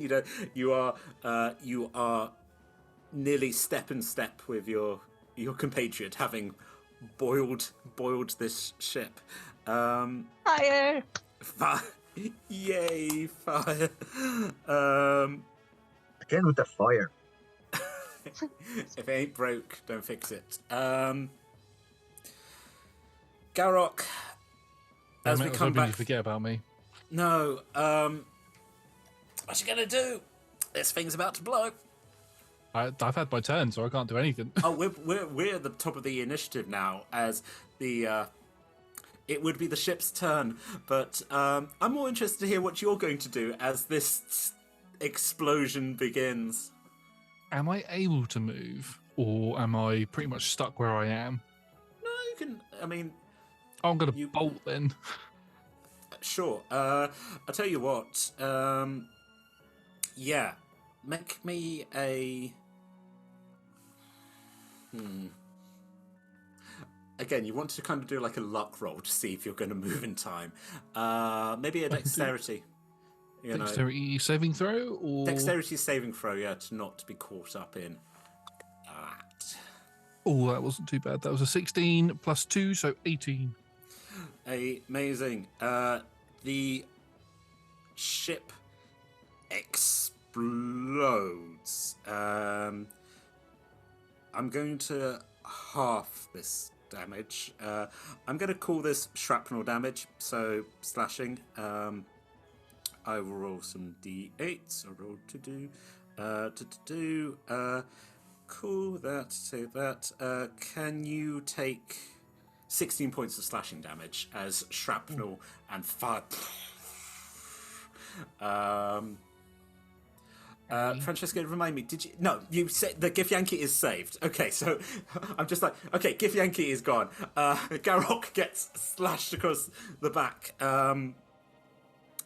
I think all of you have, apart from Garrock, who got got not quite shish kebabbed, but took a serious amount of damage. You all rush away as the crater of this...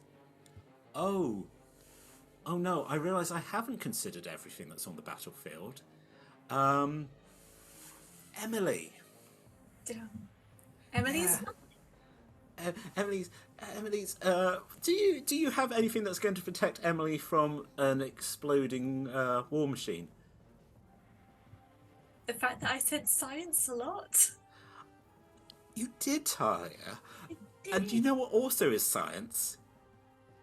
Explosions. You played that card, and I play it back to you, my friend. Can I come in with with something that's not science, something that's magic? And could we have said that the ship didn't reform and it just stayed as a cloud, and it's sort of dragged with Francesca? You did say exit the ship, but I suppose that was you just dropping out of the sky. Interesting. How long does your gaseous form thing last? I shall tell you right now. It lasts for 1 minute. No, that's casting time. It lasts for 8 hours. They never let me blow up their ships. Gas. It's a good point. Is it? Can the gas take damage? It can. You and up to 10 willing creatures you can see within range assume a gaseous form for the duration, appearing as wisps of cloud. While in this form, the creature has a flying speed of 300 feet and has resistance to... Could Francesca just ride it? And has resistance to damage from non-magical weapons. So if this is a non-magical explosion, it will have resistance to it. I mean, it's not magic, we've established, because it is science. We have added science. The science we blinded damage. me with science. Cool. I'm gonna roll ouchie damage for this poor ship.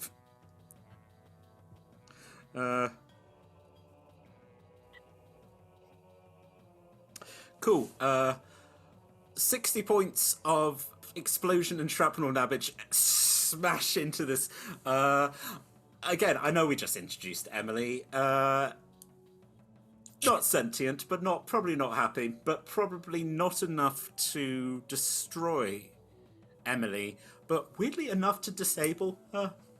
As this sentience of the ship drops it back into existence, as it teeters and then slowly starts sliding down into the crevasse that has been made by this explosion. You all are standing around, looking at this hole. For those of you who've just arrived, a human, dark-haired human, white shirt, waistcoat, walks up and goes, well, I wasn't expecting you to be able to do that. That's impressive. I suppose that does give us a little bit of hope, though. Points up. And as you look up, boom, boom, boom, boom, boom, boom, boom, boom, atmosphere drop as these various screw-like creatures, these things that, yes, you've had success at defeating, but as I said, the chances of anything coming from the Astral Sea are 1,000,000 to 1. But still, they come.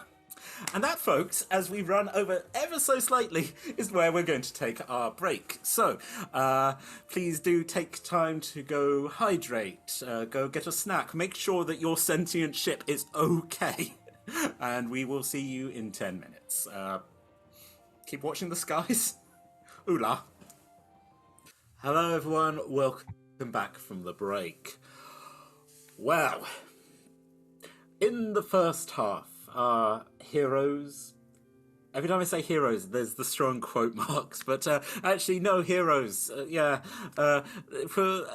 town of Maybury was, in fact, saved, even if the common has now been utterly destroyed. A the Maybury Star Watching Festival was rather ruined when 2 starships plummeted from space. One, Emily, with 2 of our heroes and also a Githyanki, pursued by a spiraling, twisting, yellow misting star spawn ship. There was fighting. There was science. There was everybody going deaf and the punching people not being allowed to punch. But it was revealed that for the podcast listeners, there was some punching. There was some dashing, but also they were punching folks. I'm promising you some punching. Anyway, at the end of the first half, we discovered that even if these creatures are killable, there is now more. This is indeed an invasion. There is a war going on of the worlds, possibly. Sean got to write an adventure about a song he liked. I wrote it about an album I like. So, here we go. It is now a couple of weeks later. Our heroes have all long rested, have had time to regather everything. There has been a certain amount of, to be honest, a rout. People have been driven down away from Maybury and are heading towards the big cities. This includes you all, along with the journalist, Mr. Herbert, a human, and yes, I think Talia, what's happened to Emily? Emily was retrieved. I think I may have then called on the aid of... I am very strong, but also I am one person and Emily is a ship. Yeah. So I can only drag it so much. So anyone who could help me just retrieve her poor little body out of the... Ravine, you will notice that I do anthropomorphize her a lot. Well, she's part of you, right? And then pulling her out. And we've put her... She was originally in a barn to try and recuperate, to lots of fabricating of bits, the voluntelling of various peoples, including our dear Gith friend, to help maintain her, since he's the one who caused all of this in the first place. Debatable, but... Pick up the wrench, and then...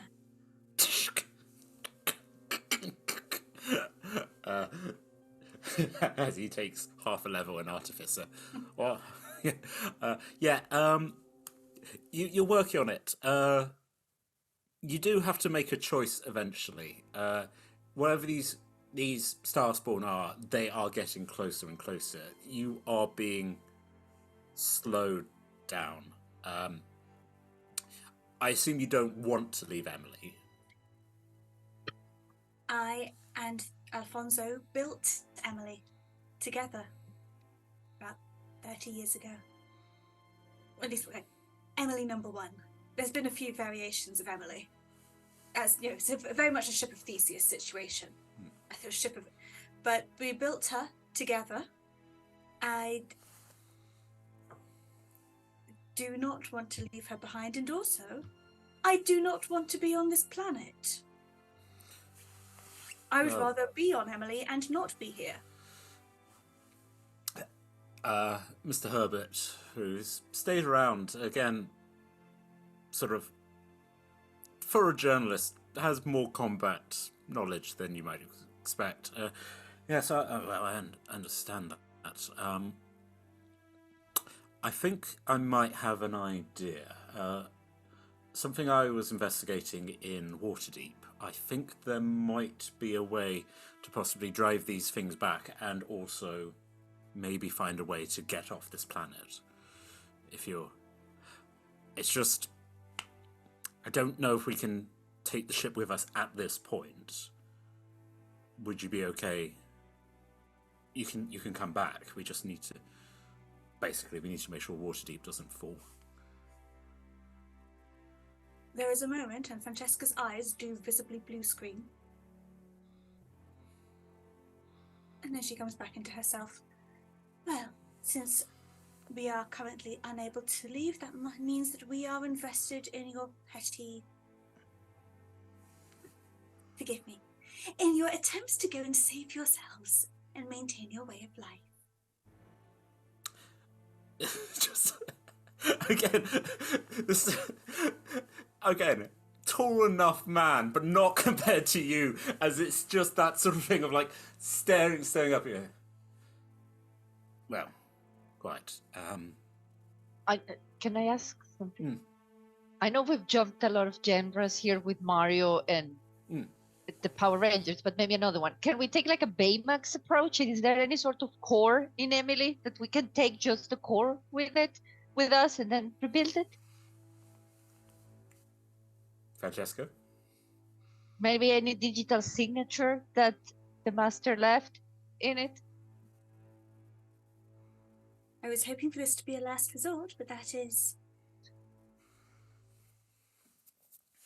Have you considered taking some learning in Artificer? That was a marvellous technological idea.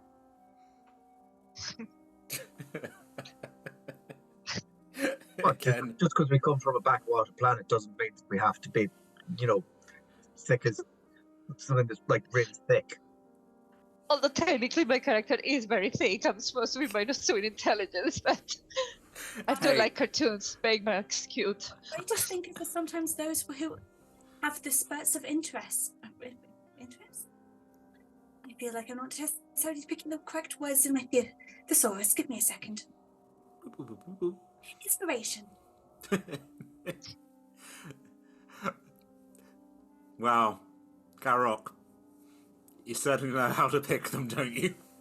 I mean, it sounds like a really good idea. If you take the core out, I would assume that was the heart and soul of the creation that both you and the great Alfonso made together. So the rest of the ship is like a shell that can be molded and recrafted into something better. And as long as you have the core, then you still carry a part of him with you. Francesca, are you going to go get the core of the ship? I will make sure that Emily's hull is safe and secure. If we can go and reintegrate them at a later date, then that would be preferable rather than working with something that we know is good. But then I'm going to go and take some of the ribbons and the decorations off and then go into the core and just gently remove her data chips and embed them within myself. I feel my mind going. Daisy, Daisy. Emily, it's just for a moment. You'll be fine. Don't worry, I trust you. You're a good girl, Emily. Blush, blush. as you insert the chips into yourself. Again, this isn't you have connected with the ship multiple times. This isn't unusual to have. But yes, the life goes out of this ship, and it does become just a vehicle. Yeah. It now I have a slight Spotify account running in the back of my mind at all times.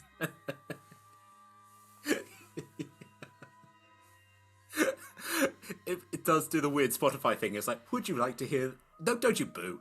It's like, would you like to hear Goblin Core playlist? Absolutely. Whatever you feel is best. You get to go and express your own personality with your song choices. You've got some Goblin Core music, which is in fact music which is created by goblins in an alternate galaxy. It's quite the bop. Indeed. So, with Emily now stored safely in Francesca, the group, along with the journalist, head to the city of Waterdeep. Those of you from outside this planet have probably been to a version of Waterdeep. If you're Francesca, you've probably been to multiple versions. It's a wonderful city. There are massive statues everywhere. Fully clothed, though. This is an alternate universe. No one's going to be weird and take the clothes off the statues. there is, as I said, it's taken 2 weeks. It's been disarray. You have had minor skirmishes with these Starspawn.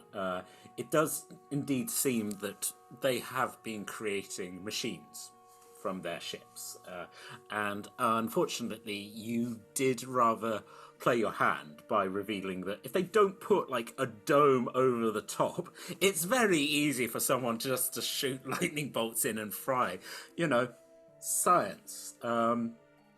Hey folks, I hate to surprise you. In fact, these machines do in fact have 3 legs. They are now tripedal things stepping over the countryside as the countryside burns, black dust tinged with yellow filling it up. But you finally do reach the city of Waterdeep.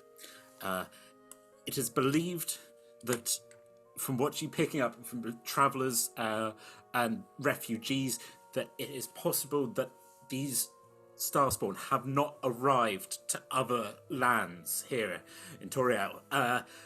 There is the possibility, if you can get out of Waterdeep, you can build your resources. But there is one final possibility. For those of you who know the city of Waterdeep, know of the Black Stuff.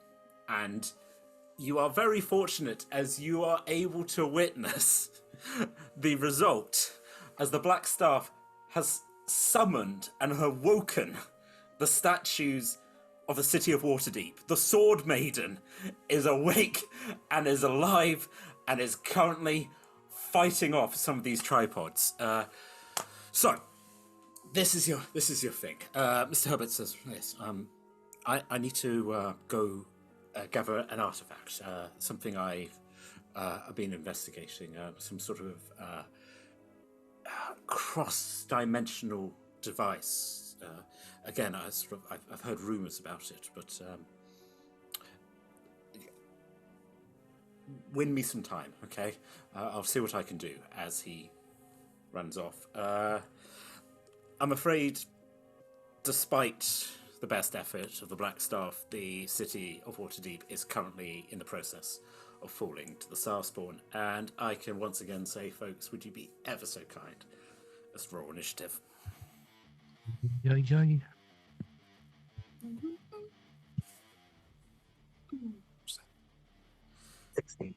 16. Oh dear. 13. 13. Also 13. Beautiful. I think you've got advantage. Was that with advantage? Yeah, I roll it in the app, so 12 plus 1. Dirty 20. Dirty 20. Is our order changing at all? Yes. Yes, actually, Francesca's now at the bottom of the initiative. I rolled the same as Sora, but I rolled a 10 plus 3 rather than a 12 plus 1. So, a slightly lower 13. As I said, we're now into initiative. You are in the streets of Waterdeep. Again, this fight between the Sword Maiden and that's happening in the background. For the video game, it's a lovely, like, as you're watching like a statue like hitting, it's very fight. It's like Street Fighter, where you're like, action in the background. As Mr. Herbert goes to go get his artifact, various sort of small white, like sort of goblin-y looking things, like already tentacly, sort of scuttle out. There is, how many have I given? There are 3 of these creatures that sort of they are coming for you. They are horrible, and they want to touch your stuff. Garruk, your start. How many of them are there, sorry? There are 3. Well, I don't know if it's worth doing this just yet, but seeing as this could end up being like a bit of a slog battle, and it lasts for how long does it last? It lasts for 10 minutes. I will take a step forward in front of everybody. I think during the sort of time period that we've had together and we've travelled here, got to know each other a little bit, everybody would know that my name is Gorok, but my friends can call me Gary Rock if they want to. It's just something that my friends used to call me where I used to come from. So, and it's an alias that I use, you know, because that seems sensible. Anyway, I'm going to take a step forward. I'm going to spin the revolver, and when I uncock it, sort of like fling it outwards so the ammunition bit pops out, empty casings pop out, and they form into these like very orcish fairy spirits around me that are all wielding pistols and swords as I cast Spirit Guardians. I'm going to do a meat grinder. Thank you, Talia. I mean, why mess with perfection? The Spirit Guardians start spinning, and then they just start firing. Is that a 3rd level? Cool. I don't need to roll the damage. I just want to cast it, my friend. Oh, okay. I'll just... Okay. Sorry, just sorting out my spell list. And then I will... That's my action. And then my bonus action is going to be... I don't have much to do for my bonus action. I will grab hold of the talisman around my neck, and I will use Harness Divine Power to get that 3rd level spell slot back. So I cast it for free. Free. And then that's my turn. Oh, hang on. Is that a bonus action? Yes, it is, because it's in my bonus action area. Yes, that's my turn. Oh, spicy. Yes. Spirit Guardians spinning around you.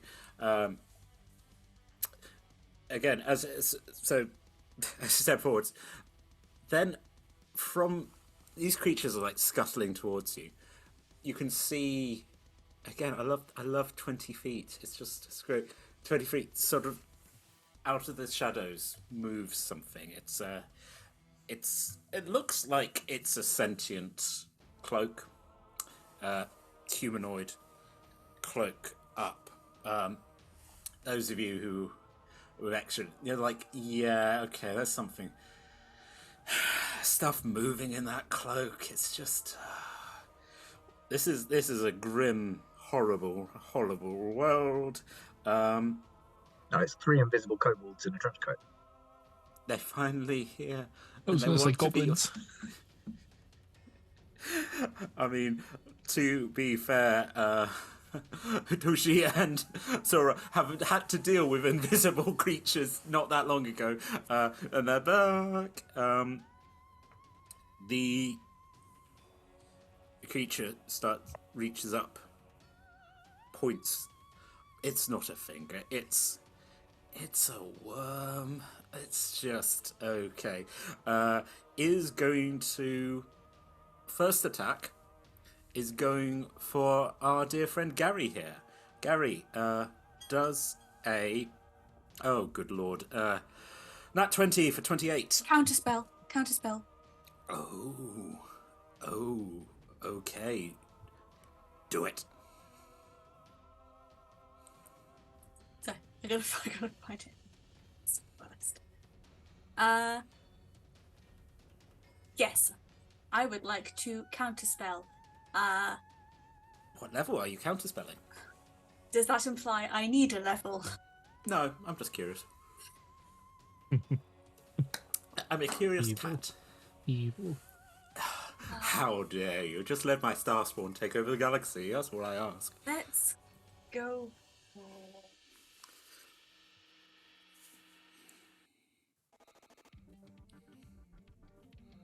Ooh, I don't know.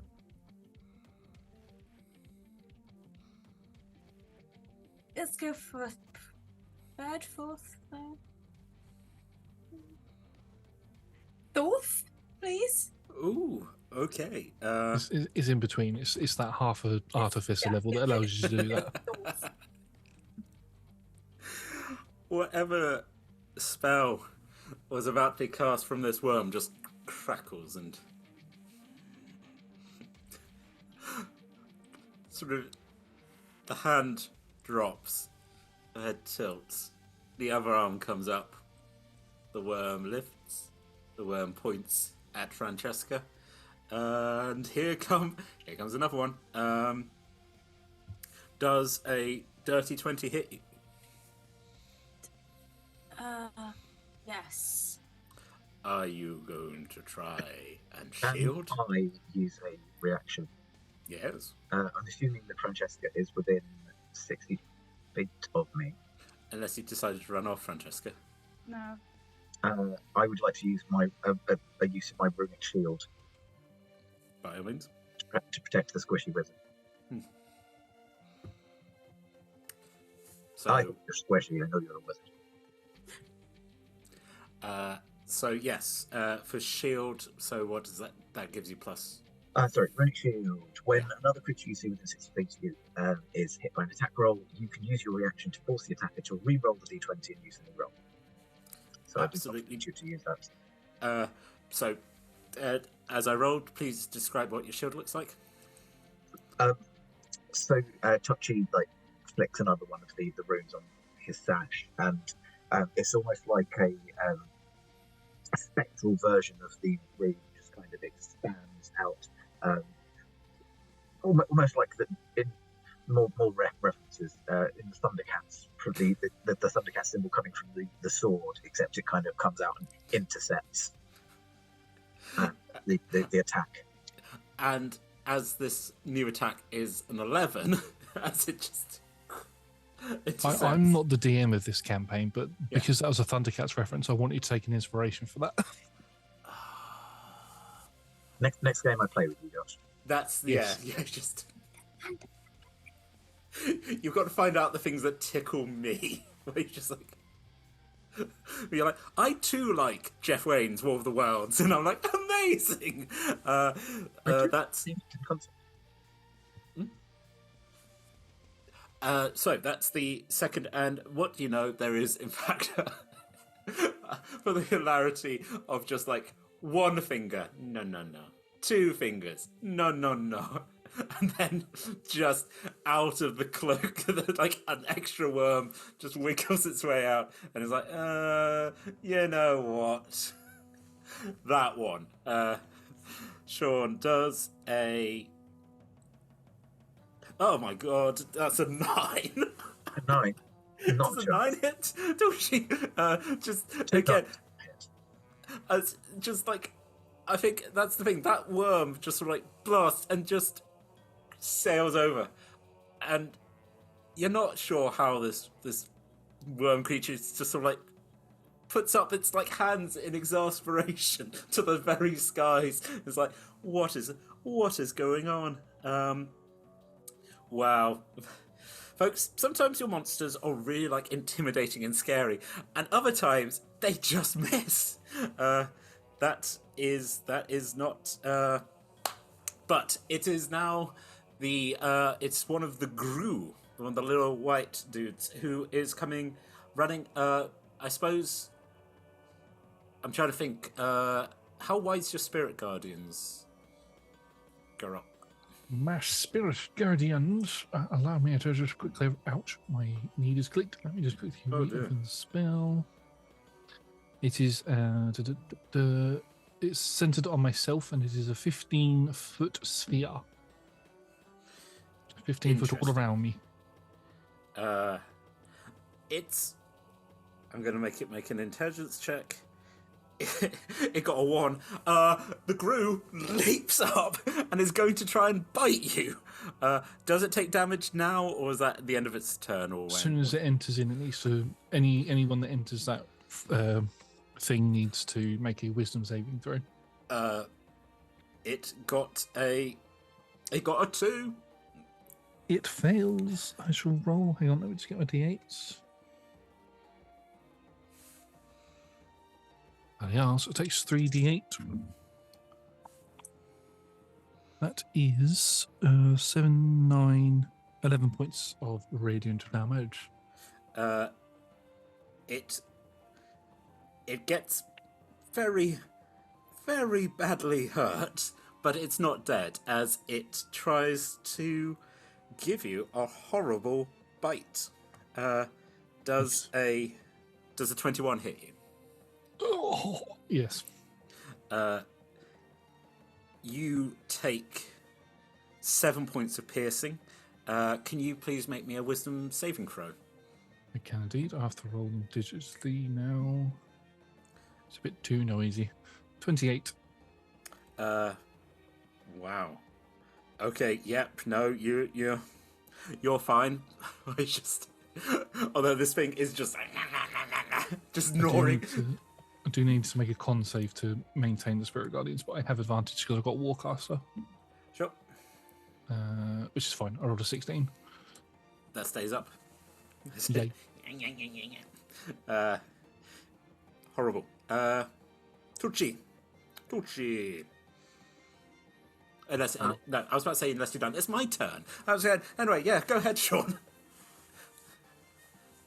I got confused. I got confused. There's so much going on. Yeah, Sean, it's your turn. Oh, okay. I will look to Francesca, who I think Tocci has learned that when the one that he assumes is going to pay them after all this isn't here, to defer to Francesca. Small ones or the casty one? The small ones are a problem, but I think the casty one's going to be the one that causes intensity if left around. Chop its head off. So I will run towards the one that was casting the spells. Mm-hmm. And I would like en route. Is it within 40 feet of me? Yes. Good. So en route, I both tap my Giant's Might rune to grow to large, and I will draw my double-bladed Revenant Scimitar, and I would like to go for //. And it's too tempting.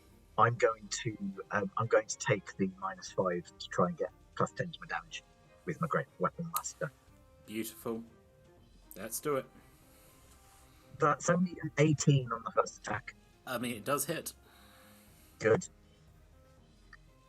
It can take that's max damage on my d4s for 25 with my +17 of slashing.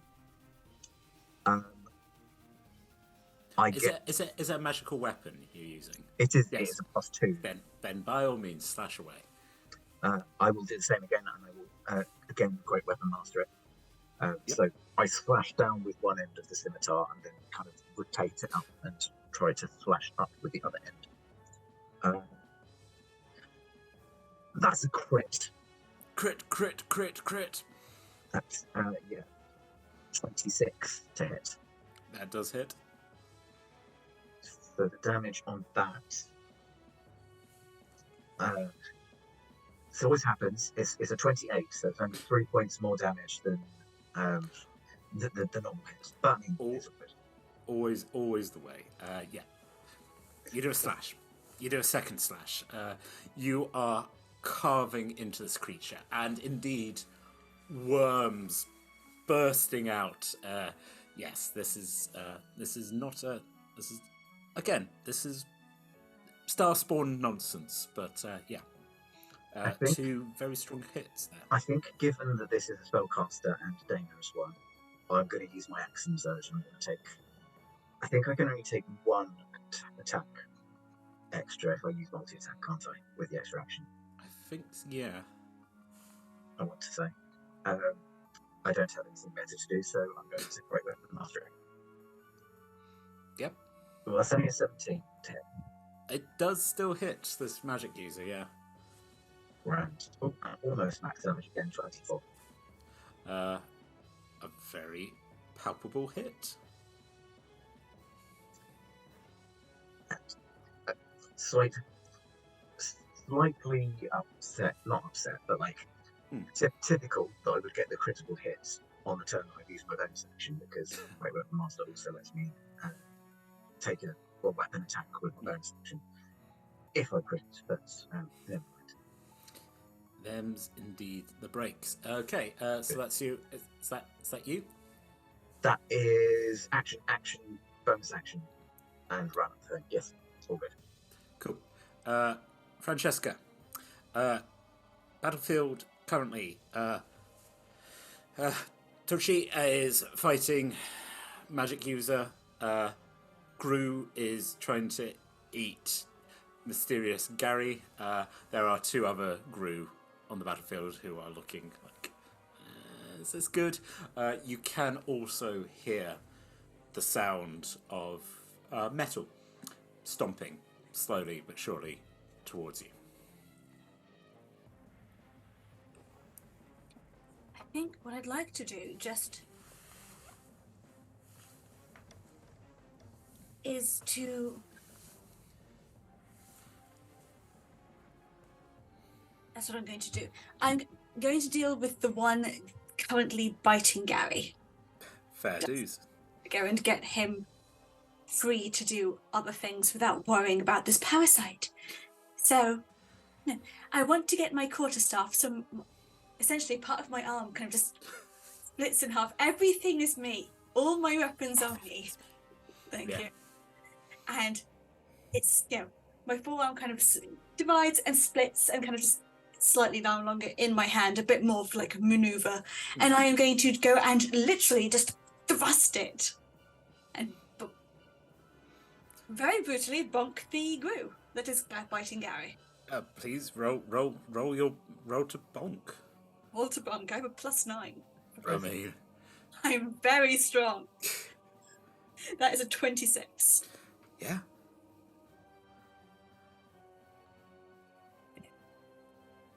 I don't know what I'm doing. No, I didn't. Oh, okay, cool. 13. How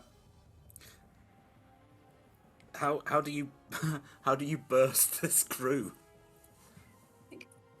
Taking my second hand to stabilize, and I'm literally just going to go and push it through its head. Garrock, this thing is has its teeth into you, and you just watch as it's just taken straight off you. You've still got the little needlepoint bites into your shoulder, but this thing is gone. You actually just look down, and you're like, oh, it just speared through. Yes. Good shot. Yeah, I mean, it's not your place to argue. Francesca, that's again, palpable hit. Fantastic. My only bonus action is Misty Step, which I don't want to do. I'm going to just have a look around and try and see if I can orientate where different things are. Sure. Would you like to make a... What would you like? Would you like perception? Would you like investigation? I would like whatever's highest. Investigation, please. Please roll investigation. Thank you very much. That is a 25. So, we are currently in a street in the city of Waterdeep. If you look ahead of you, you can see one popped Gru, 2 very confused Grus, and a wormy mage. If you look to your left, you can see the ocean, where there is currently a giant woman statue fighting some tripods. You also notice one of those tripods is slowly but surely walking towards you on the docks.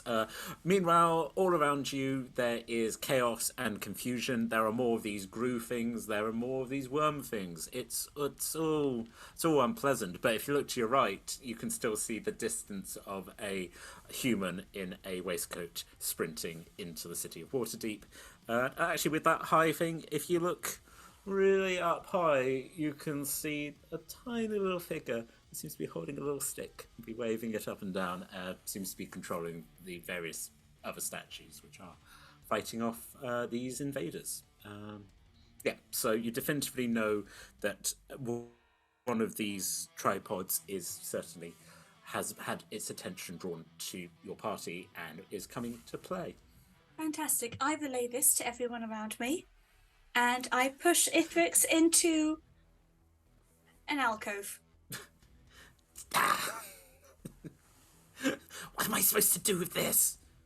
Let me fight.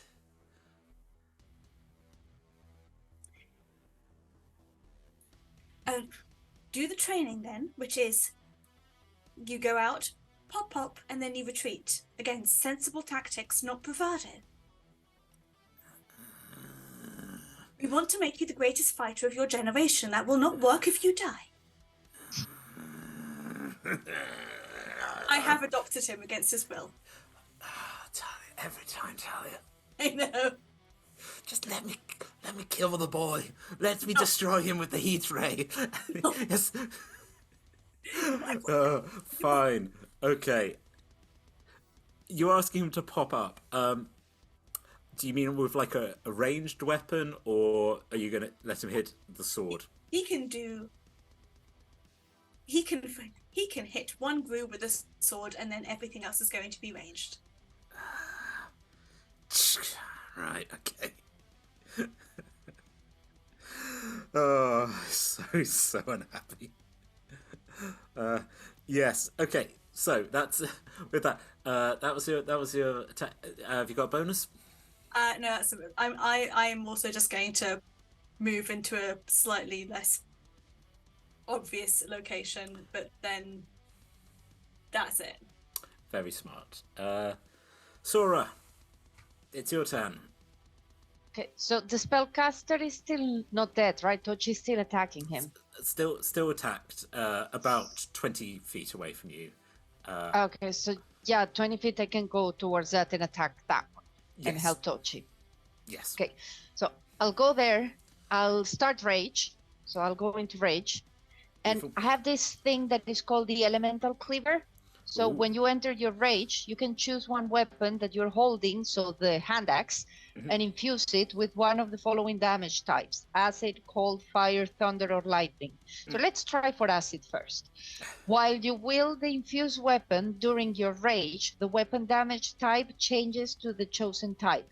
It deals an extra 1d6 damage of the chosen type when it hits, and it gains the thrown property, range 20-60.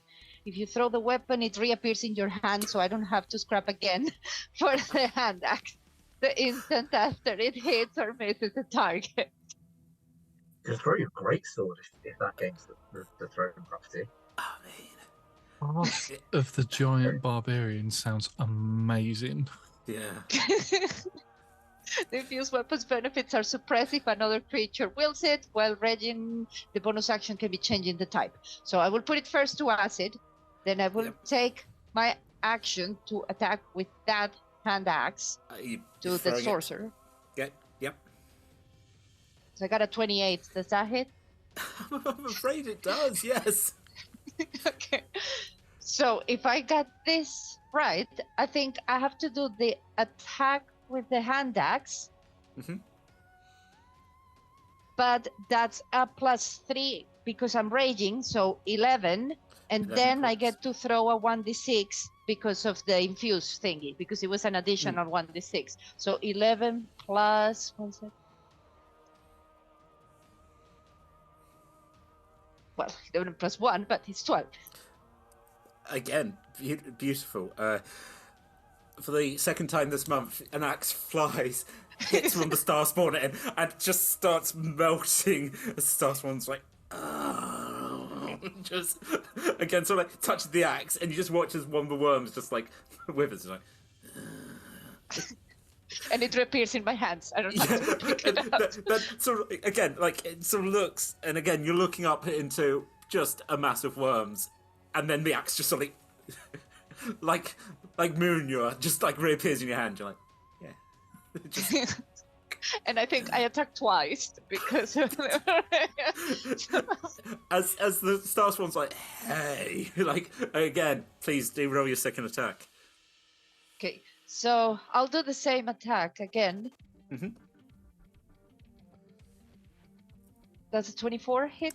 A 24 does hit. Folks, I might have overpowered these PCs. Yep. Hey, it's a one-shot, folks. I was going to say it's Christmas. Absolutely isn't. Yes, you please said do roll. level 10. I did say level 10. I think it's more exciting. Yeah, please do roll your damage. So it's 10 plus 3 with the rage 13. And 13. then the d6. 13 plus 6, 19. It's a good axe throw. With acid. A very strong. As you throw. Creature's like, hey, literally sort of like opens itself up to be like, what do you do? As the axe goes straight back into the moon, it's like, yes, that is a solid couple of blows. Beautiful. That is great. Yes. Any other bonuses or? Yeah, the bonus action. I'll change the infusion to thunder, and the next time I will try to thunder. Just blast this creature. Yes. Next up, there is now a Githyanki. Jumps out, tries to swipe at one of these, does... Rex, come on, my buddy. Does 3 points of damage to one of these Gru, and then Francesca, very, like, teenagers, like... tries to go back into the shadows. Doing what you told him, not because he wants to, but because he's scared of you. I'm so very proud of you. That is a phrase that he's probably never heard in his life. This next up, the tripod is slowly but surely coming up to the dock where you are standing. It is standing about 10 feet. So again, Worm Sorcerer 20 feet, tripod now 10 feet. It has arrived. It is going to do a... Okay, who's they don't like? Garrock, you've still got your spirit guardians, don't you? I do indeed. They are still spinning. It fires. It's firing its laser beams. Does a 22 hit you? Yes. Would you be so kind as to take... Is that a D? That's 2D. Okay, so that is 13 points of 13 points of force damage as a lesser version of the beam that deafened you 2 weeks ago just boom hits you. Yeah. Constitution save with advantage. Yep, 16 passed. Amazing. It laser aims. I'm going to... What have we got? We got... Let's say there's 4. There's 4 on the dance floor. Okay, so 1, 2, 3, 6.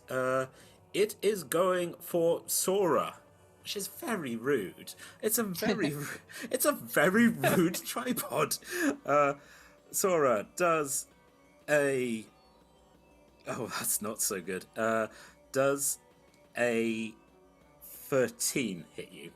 Oh, my armor class is 14. Then this... Your constant concern about your beautiful tail pays off as you see, as the laser beam fires, you shift your tail and it just boom hits you by your feet. It has in fact missed as you just hear the sort of of the creature as it not happy. The ooh-ah is answered by the other tripods out in the bay, but it's here. It's here. It's curious. Is that the War of the Worlds sound, or is that the beginning of Baldur's Gate 3 sound? Why not both? Whoa. Ooh, ooh, arr. I'll just shout out, it's Ambrosiar. Oh, we wish we could have some lovely ambrosia at this point. Okay. Boo! No, not boo. Yay for ambrosia! Please sponsor us. I'm booing Josh on behalf of the West Country. I'm from the West Country. So am I. So am I. We're all from the West. It's Thomas Hardy country. Yes, everyone's sort of from the West, depending on whichever way you head. Yes. Well, also, the fact I said please sponsor us, I don't know how Ambrosia is going to... Look, if nerds can sponsor D&D, I'm sure they could sponsor us. Okay, the Starspawn grew. There is, as I said, there's 2. Folks, I just added these because I wanted them to be able to punch things, and you know what? They're just annoying little guys. Who's close? Okay. You, Tochi, you got up. Yeah, I think you're nearby. It's the Gru is going to try and give you a nasty bite. Does a would Tochi be within my radius by any chance? Would they have to come into my radius to get to him? For the your spirit guardians? Yeah, little lawnmowers. I mean, no, because I said that the mage was 20 feet away and they were nearby, and then Touchy had gone through to be next to. Basically, I'm just asking, does a 5 hit you? 5. Yeah. 4 5s would hit me, but not. It doesn't, and it's so annoyed it just starts screaming. I'll level a monk for you. That's very good. I'm wearing armor. Yes, it starts shrieking. The other one starts shrieking. This seems like it is very annoying. Canonically, in-world annoying? Yeah, why not? Maybe it's going to have a status effect. We then, with that... Oh, did you? Yes, no, you've blown that one up. That Starspawn... the other Starspawn is going...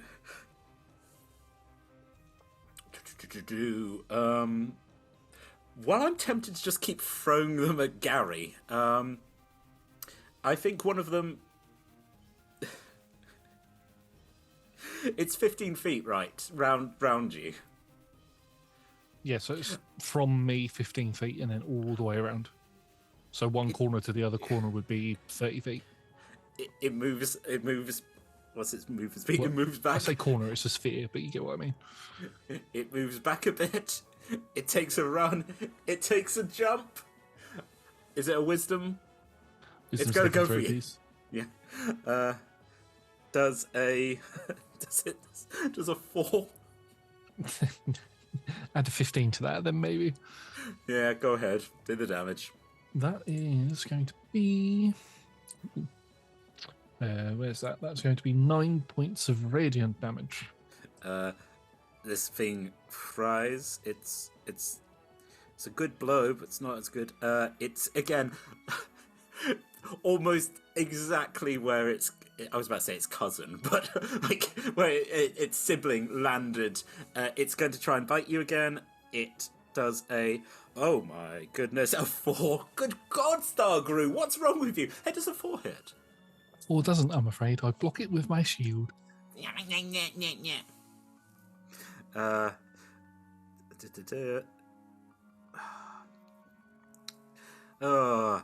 We are at the top of the initiative once again. Garrock, you've got a Gru just gnawing on your shield. What do you want to do? I'd like to push him off of my shield. I'm not like actually use an action to push him, sort of thing. No.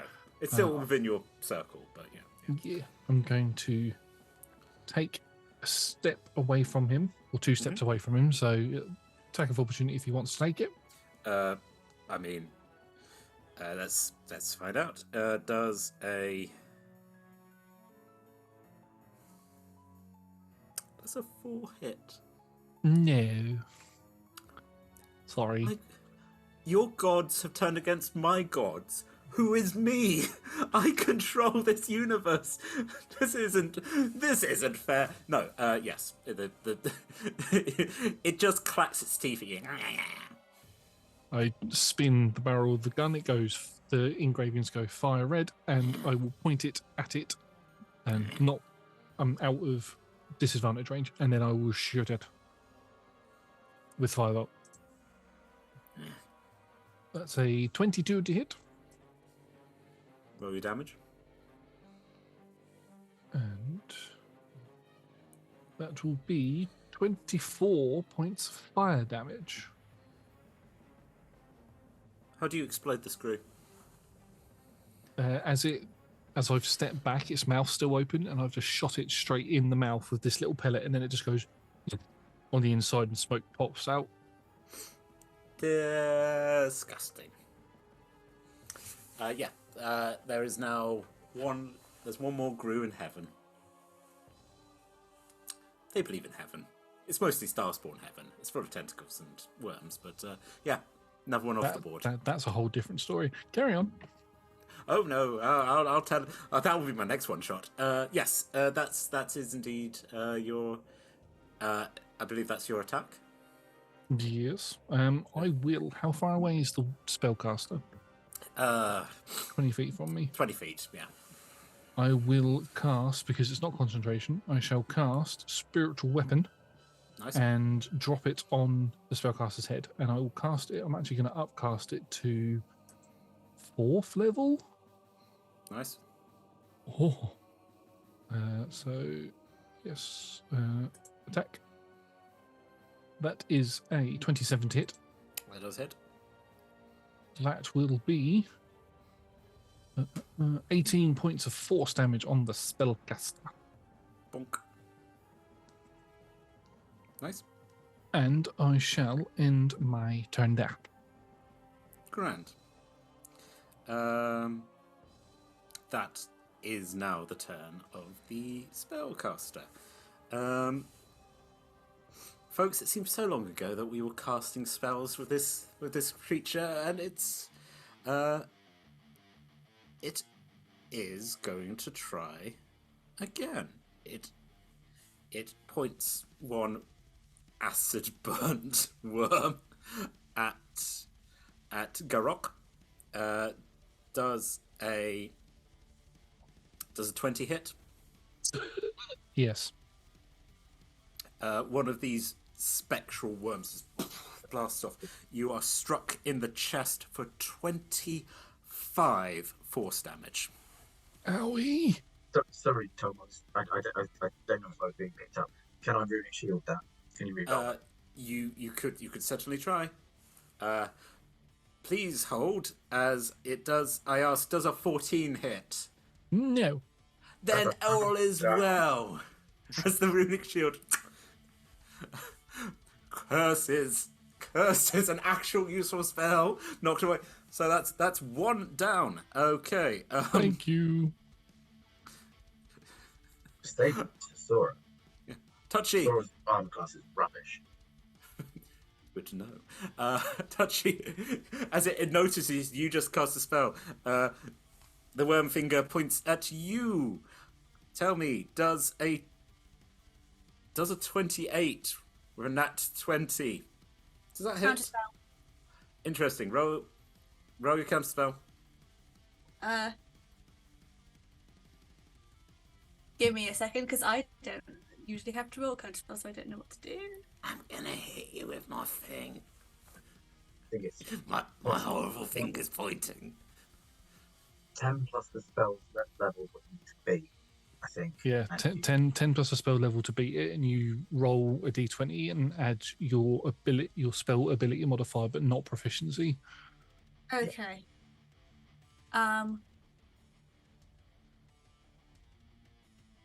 So that's a 24. So a 15 up. That's a 14th level spell there. My horrible Cancelled. finger. No. As it just literally the worm just pops and it's like yeah, that is audience, they're taking me to town. This was supposed to be horror and spooky wormness. Put him up. This is really good for me because this constantly being like, who do I attack next? The last person who screwed me over. Wormy finger. Francesca, tell me, does a alcove, can he see me?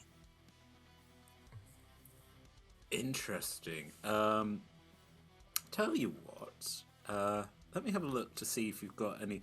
Okay. I mean, I am 7 foot tall and a giant robot, so maybe. Which just popped out. I'll tell you what. You roll.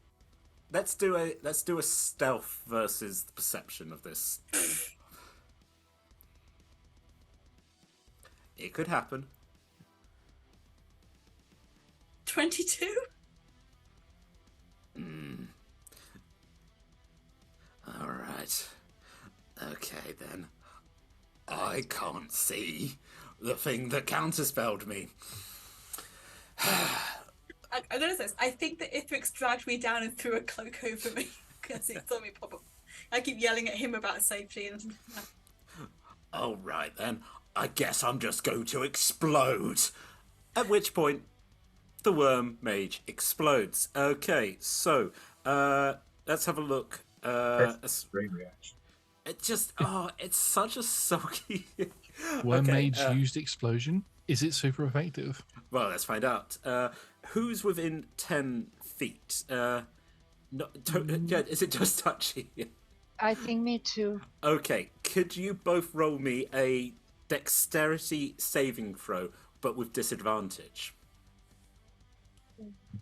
Astrid, if you right click, then you can tick disadvantage. Oh, I rolled got a 16 and 11, so it would be the 6. That's a 6. I rolled a 16 on both dice, so minus 21. You both take 21 points of necrotic damage as worms just burst and start coating. You are blinded and restrained by worms. It is called Plague of Worms. Is that a magical effect by any chance? I don't know. Why? Reasons. Also, we actually have advantage. I'm pretty certain both of us, because of our magic items, to avoid paralyzed or restrained conditions. So I don't know if that's. So Okay. So the thing is, you get the disadvantage because of the thing that the Gru was doing. But then you get advantage. But none of those. Yes, Astrid. But I have danger sense, which gives me an advantage on dex saving throws. Interesting. Double Because of does. danger sense. Hey, DMs, join me in the corner here. Okay, so we got a disadvantage, then we got an advantage, and then we've got another advantage. Are we stacking advantage or? I normally allow like a +2 on top of the result. That's how I normally do it. Hey, Sean. Because you can only get advantage or disadvantage once. Yeah. But it would cancel out certainly flat. I've always gone by whatever's coolest. That's the point. If it was a disadvantage to start off with and it's been Yes. cancelled out and then given advantage, then it would be advantage. Interesting. I know you I'll can't tell you normally what- stack it, but you know No, I'll that's tell not you fun. what. Considering at least one person is currently covered in worms, Astrid, please do roll your dex saving throw one more time. I think that's fair. I get caught. Yeah. Sora does not. 15. 15. Worms! It still blinds me with the worms. You were still blinded and restrained by worms. The ongoing As just this swarm of worms carries you. I mean, that's not a mage anymore. That's just a big thing of worms. It's probably not going to cast magic, but there seems to be other issues. Even this mage is getting on the phone. Bloody worms. Yes. Cool. Beginning of your turn. You unfortunately do take another 22 points of necrotic damage as you're currently restrained by the worms. You can repeat the saving throw at the end of your turn, though. Do I get advantage this time, then? Because I have... Yeah. Because of my braces of celery. Yes. Yeah. Cool. With that natural one, that is a 20 instead. 20. Still no. Just... It's just... Again, like in some horrific horror film, as we watch, as you pull... Tell me how you escape these worms. So the braces of celerity give a plus 10 to every movement speed, which Tochi sincerely, in his very core, believes gives him a flying speed of 10 feet, because it's obviously he can't fly, but it gives him a 10-foot fly speed.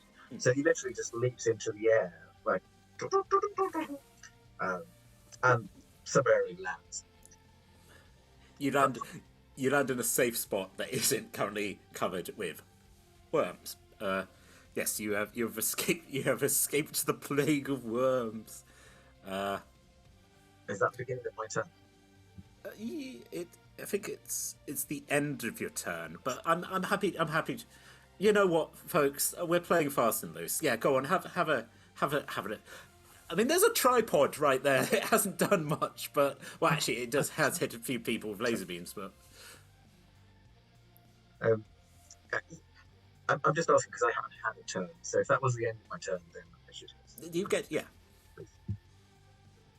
All right. So there's the sorcerer. Mm-hmm. There's a giant tripod thing which is how far away now? It was sort of. It's very big. It's within, sort of like with the legs. You could punch it. It's within, or the capsule is 30 feet up. But it's on the edge. 3 legs. Well, as I aforementioned, I used 10 foot for my fly speed. Mm-hmm. So I guess I will run the other 30 foot up the thing so that I can try and whack the capsule. Absolutely. You're a monk, correct? You've got monk skills? You can run up things. Go ahead. Yeah. I mean, it's a very climbing run, but thankfully, it also gives me a climb speed. Yeah. Cool. I'll run up and take a swing with my. I've got Great Weapon Master again. Beautiful. For a 19 to hit. You are. Yes, yeah, 19 does hit as you swing into this capsule. Sweet. That's 23 points slashing damage. Crunch. I will then swing with the other end. Again, Weapon Master.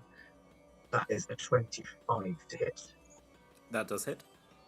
For 20 points of damage. Beautiful. And then, because it's my 1 level of monk, I'm going to punch it. You please do punch this thing. I'm not going to be Great Weapon Master in my punch. No. That's only 13 to hit. Unfortunately, you're like, crunch, crunch, and then you just, literally like, as you look at this, like, tentacly, again, like the bear, that's sort of looking at you, it's like,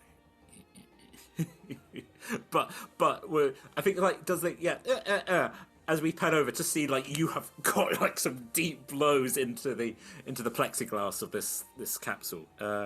Very, very solid. Yes. I assume that's you. Yeah. Francesca, currently hiding behind some boxes with a Githyanki. This is not going to help the battle at all, but I keep forgetting to go into cast mage armor, so I'm going to do that. Yes, my AC is not high. Fine, if you can do magic, then. Yep, you cast mage armor on yourself. I keep forgetting, but I'd like a stupidly low AC. Wizards, baby. I can do so many things, but having decent AC is not one of them. So yes, my AC has risen to, what is that? 16. It is 16 plus my dex, so 19 now, which is a lot more helpful than 14. That is true. Yes. Very, very useful. So that's your spell. Any bonus? Any movement? Can I sneak to a more advantageous alcove? Yes. Do you want to roll stealth? Yeah.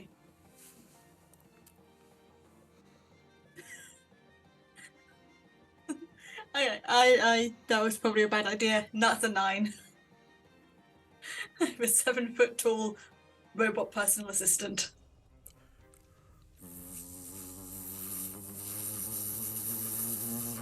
As the laser starts charging up, click onto you.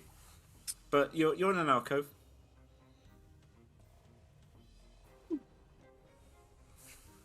Well,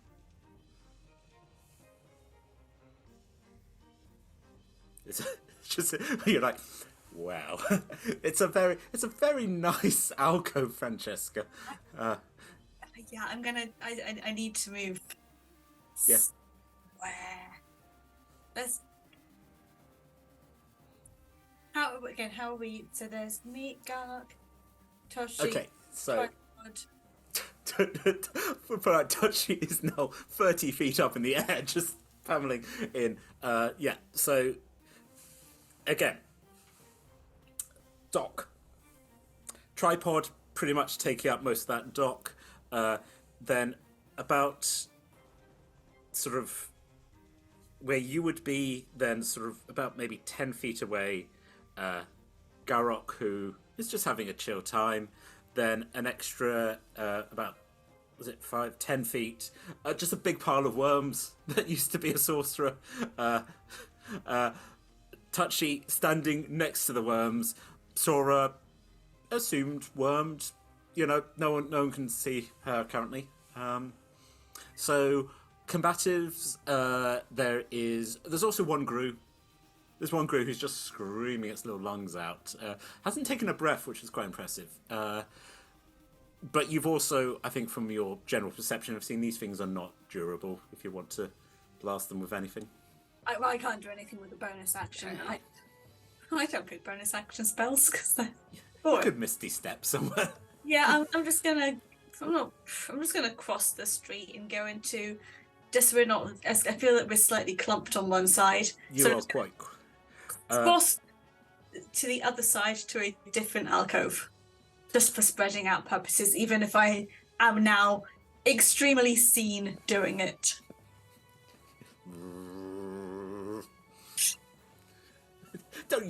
Don't you shush the laser. Shushing the laser. I'll shush you with my laser beams. Okay, amazing. Oh gosh, folks. Sora, terribly. Am I still blind? You are still blind, and unfortunately, you do take. Nasty! 27 points of necrotic damage while you are still restrained by these horrible worms. Okay.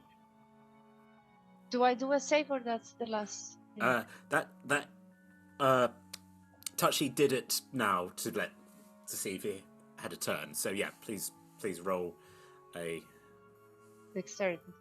yes. Question: could she set them on fire from within them? Interesting. Just restraint. breathe on them. It's not really an act. Yeah, she doesn't have to punch or things. She can just breathe on them if she wants to. Restrained. To be fair, I was gonna do the fire breath next, but I was... Yep. Yes. I mean, looking at restrained, it's you can't move. Attack rolls have advantage, and you also have disadvantage on saving rolls for dexterity. So, yeah, no, you can actually, if you want to set these worms on fire, you can. Okay, so my attack, because I still want to keep the rage, is going to be the breath weapon. So when Beautiful. you take the attack action on your turn, can replace one attack with a 30 feet line breath weapon that is 5 feet wide. Each creature must take a dexterity save, DC 15, taking 2d10 fire damage on a fail or half as much on a success. So I do 2d10s. Yeah, yep. So is this I need to roll dexterity, was that? Yeah. Oh, cool. Hey, bunch of worms. Oh, If the line I mean- dwells, the only thing you're aiming at is against as well. sorry, say again? Your breath is a line, so you can kind of, I guess, from inside the worms and then Mhm. in a direction, anything in that line will take it. But It's a dirty 20, so that's halved. So what did you roll for damage? 10. 10. Okay, so that's half. That's 5. Cool. Do you? So that's... Mhm. Yes, you did. You didn't. You I didn't have roll. another attack. You please roll your attack. So do sorry, remind me. I think I don't need to roll then as if it was an attack from one of my weapons, and then the damage is the 2d10s. If for your fire breath, Yeah, which we just so that was your fire breath just now, right? Yes. but I can't use it twice because I have 2 attacks. Or well, I can use one of the others, the infused weapon. I don't know. Without being too like, I don't know. Can you? I don't know. And it replaces one, so I don't see why not. Yeah. No.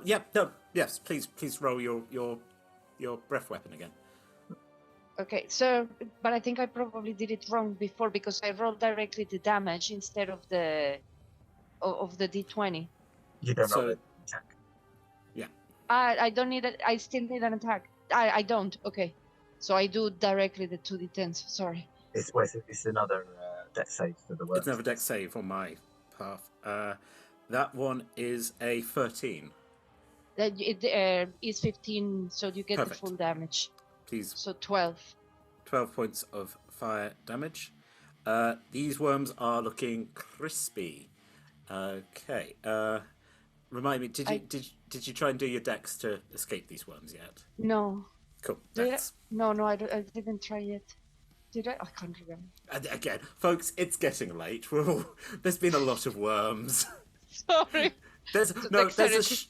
there's a ship in a barn somewhere. Anyway, yes. Oh. So those are your Dex- 2 attacks. I got 17 in the dexterity save. Unfortunately, that isn't enough. You are still tied up with a bunch of horrible worms. Can I Can I get away from where I am as a bonus action? Step back? You- No. Unless you've got something that lets you break the restraint. No. No, because of the restraint. Is it magic? It doesn't say it is. It's sort of, I think it's a physical thing. It's because it's a bunch of worms. It's yeah. Like, so the only other thing, I was just looking at your sheet. You do have the mighty impel thing. You can try and throw the worms. Yeah, I do have that bonus action, the mighty impaling. Throw those worms. Give me a second, let me read No it. Might Impel. As a bonus action while raging, you can choose one medium or smaller creature within your reach and move it to an unoccupied space you can see within 30 feet of yourself. An unwilling creature must succeed on a strength saving throw, DC 17, to avoid the effect. I was going to say we're gonna homebrew this because I'm like, hey, it's probably a bigger creature. It's about a medium. I'm gonna roll. So I have to beat a 17 strength, right? Yeah. I get I get a 19 on my strength. These are some strong worms. Oh, So, yeah, you don't manage to... You throw some, but then the rest just sort of pile in yes. around you. Okay. Uh, And I think I can't do anything. Unfortunate. As we said, these are not nice worms. These... I suppose to all the lovely worms you meet in life. Yes, I'll tell you what. You were a good influence on him, Francesca. Sora, you are blinded and construed when you feel a hand reaching in and trying to pull you out. Would you like to roll another dexterity saving throw as a Gif Yankee tries to pull you out of this horrible, horrible mess? Oof. 15. It's not enough. You feel a hand pulling you up and out.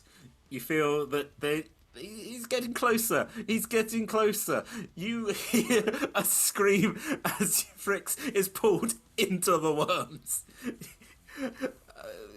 Misery loves company, and worms love to eat Gif Yankee. Again, weirdly canonical. The Starspawn and the Gif Yankee. The Gif Yankee fight so many space things, and here you go. Tasty, tasty treat. The tripod. Okay. Who do we see? Okay.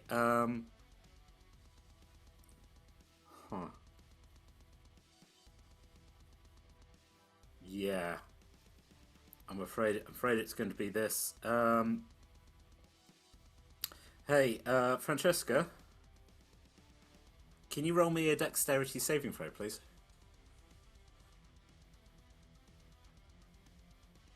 Natural 1.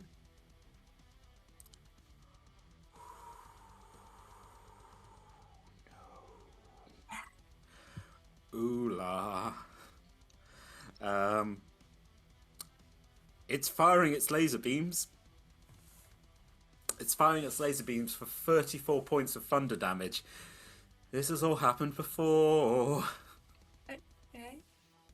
No, it's not. What do you mean it's not? Well, I'd like to negate... Oh, I don't want to negate 25, because then I do lose my arc. So I'll negate 24 of that, so I'll take 10. Okay. Yeah. You take 10.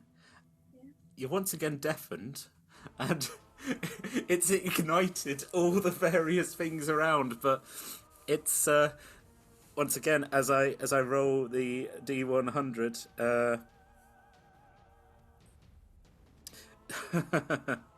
all of you around can see that they haven't really worked on this heat ray because it's shaking, and it doesn't look like it's going to ignite, but it does look like that heat ray has stopped working.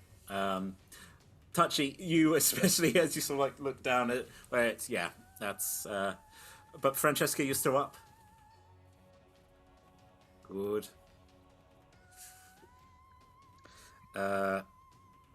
I mean, I have 92 hit points left. I'm fine. Decadence. Utter decadence. Well, with that... You know what?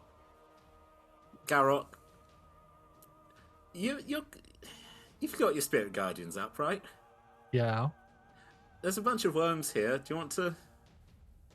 Well, what I'd like to do... So, when the beam deafens people... Yeah. Is that a magical effect? No. It's just very loud and painful. Science. We've established the existence of science in this universe. That has something really cool I want to do. Oh, I'm sure you do, my love. I'm going to do it anyway. So okay, do it. I want to get in range of everyone. Cool. So that everybody is within 60 feet of me. Doable. And this is before I carry on moving towards the worms. to get within 15 feet of the worms. I am then going to use my bonus action to cast Mass Healing Word on everyone. No, let me kill some PCs. Go on, cast a spell. 5th level. No. Go on. So everybody gets 14 points of healing from that. Oh. Yeah. If anybody was under any sort of spell effect, I have an ability called Spellbreaker. When you restore HP to an ally with a spell of 1st level or higher, you can also end one spell equal to or lower than the spell level of the healing spell of your choice on that creature. So if the deafness, blindness, and all of that sort of and restraint were all magical and they're all 5th level or below, I would dispel it instantly. It's not, but I healed everybody. It's not, but yeah. Again, the weird thing of a robot having just been like, nope, auditory sensors offline, searching. No. I'll then spin round, point my pistol at the dysfunctional cannon on the tripod, aiming for that, and I'm going to use Firebolt. Do it. Oh no, that is a 15 to hit. There's a phrase in this game. It's meets it, beats it. Oh, okay. That is 19 points of fire damage. Now, because this thing is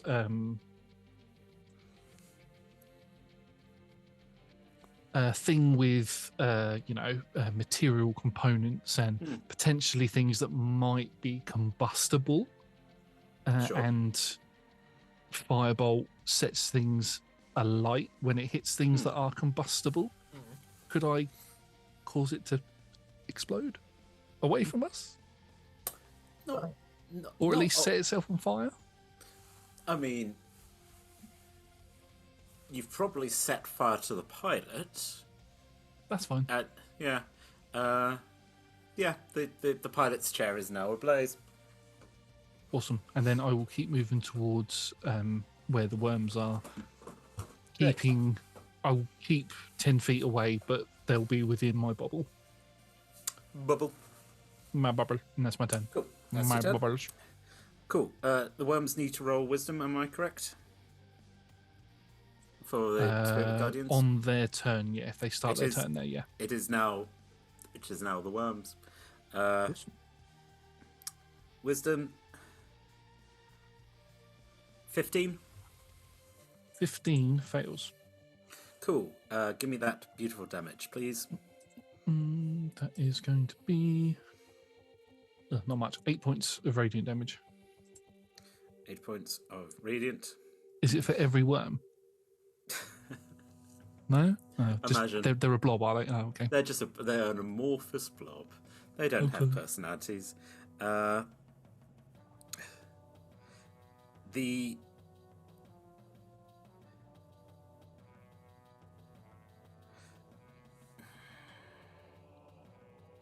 I'm looking at a thing and I'm like, it's quite mean. And folks, we're all getting very tired. It's the end of the game. I'm not going to have the worms try and eat Sora. They could. They're not going to. Thank you, Sean. For podcast listeners, I got the heart emoji there.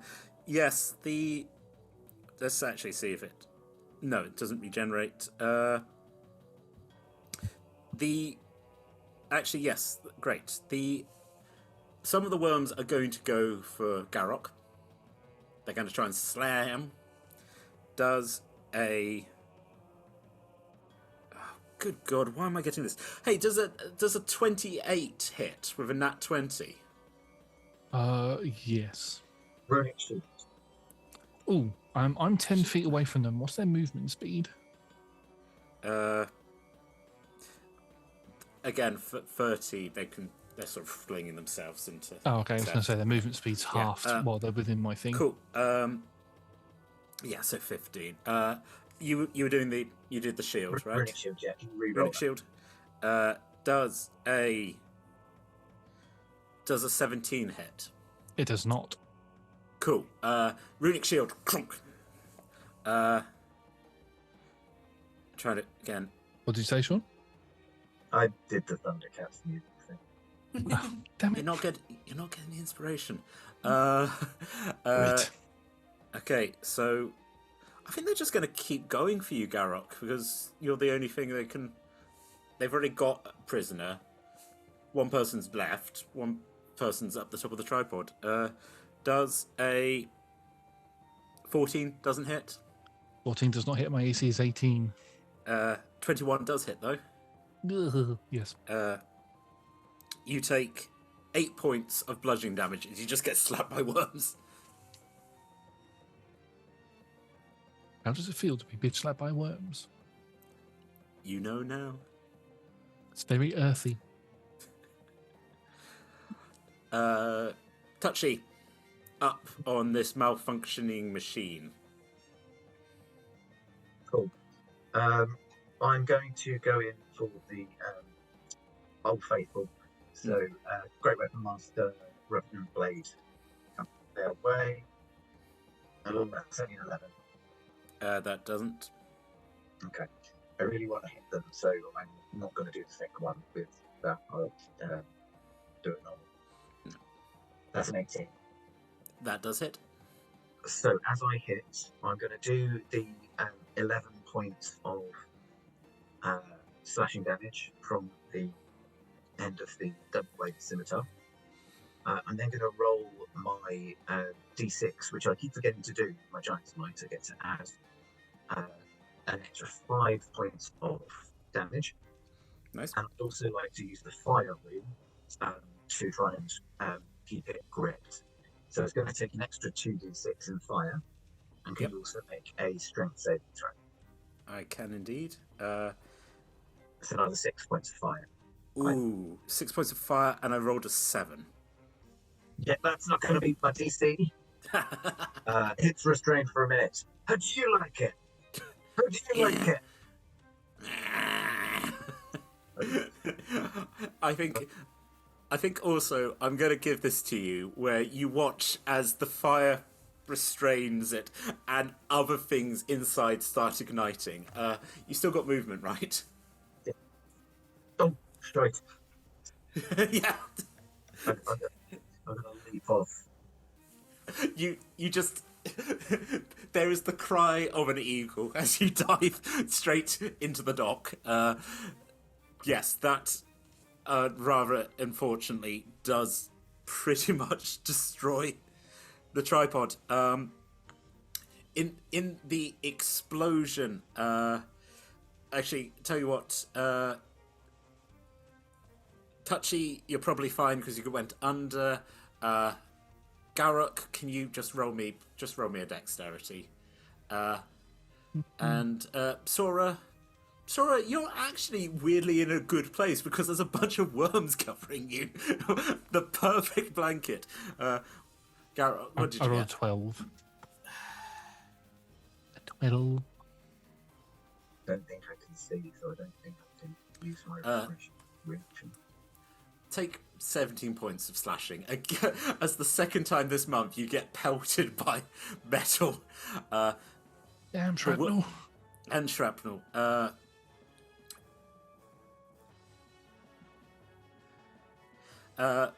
With an 11. Wow, okay. For the same... Wow, literally. Sora, you hear an explosion and a... And then as you're looking up at the beauty that is the water... I can't look up.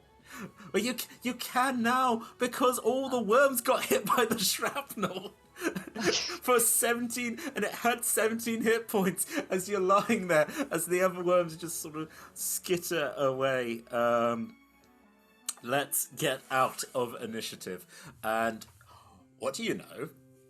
It's about this time that a journalist, Mr. Herbert, comes running back and is like, okay, I saw that you handled this marvelously. I've been doing some research into interplanetary... I built a machine, okay? I built a machine. It will probably be able to hold the 5 of us. Do we get out of here? Is that the plan?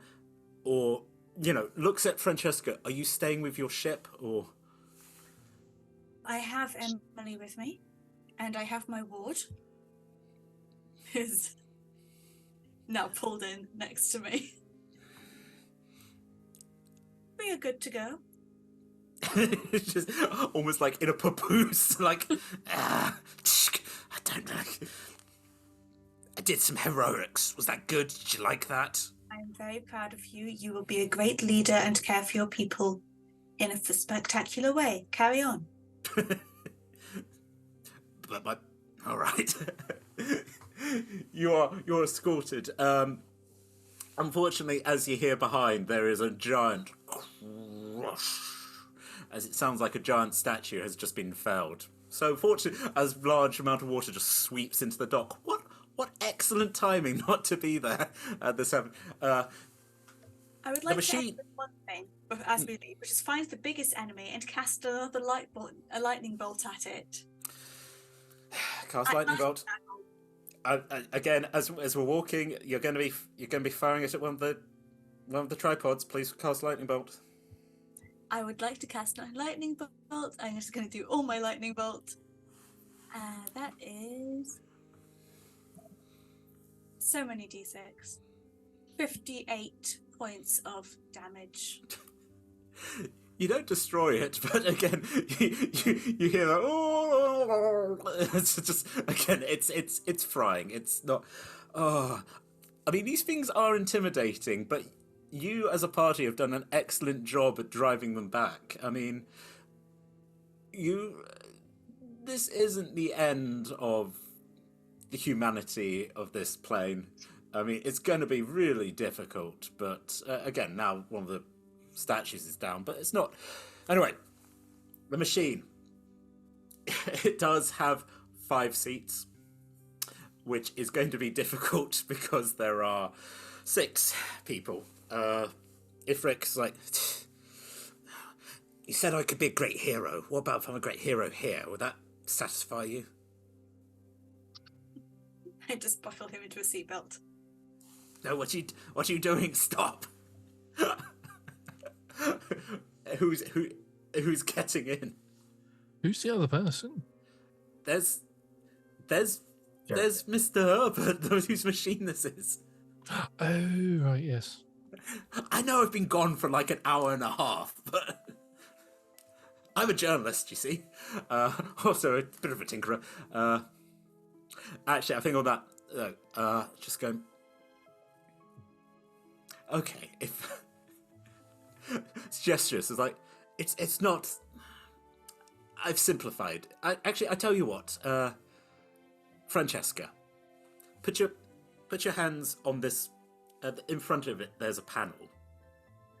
You put your hands. Hello there.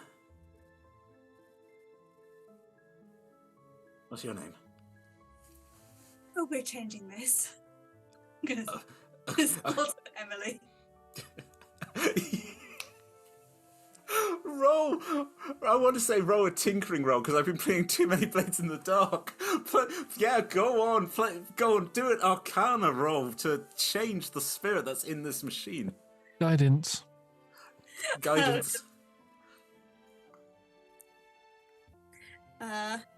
27. No, that's not. Hello there. Hi, dear girl. Hi. Wow. Where are we? Oh, we've given you a new helm. We're going to go and leave. Very exciting. Okay, boss. I'm ready. Ready whenever you are. Make sure everyone wears their seatbelts, though. I'm turning on there isn't a seatbelt sign. There isn't a seatbelt sign. I've had a little panic there. I'm okay now. Don't worry about me. Okay, we'll add a seatbelt sign. You're doing so well. Blush. Thank you. Are you all strapping yourselves into this machine?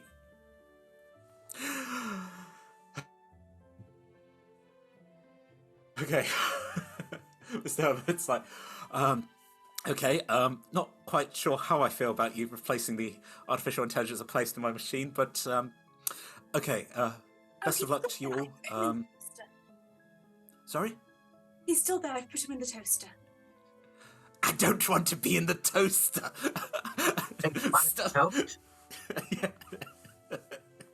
What's the point of getting a sentient toaster if you're not gonna buy any toast?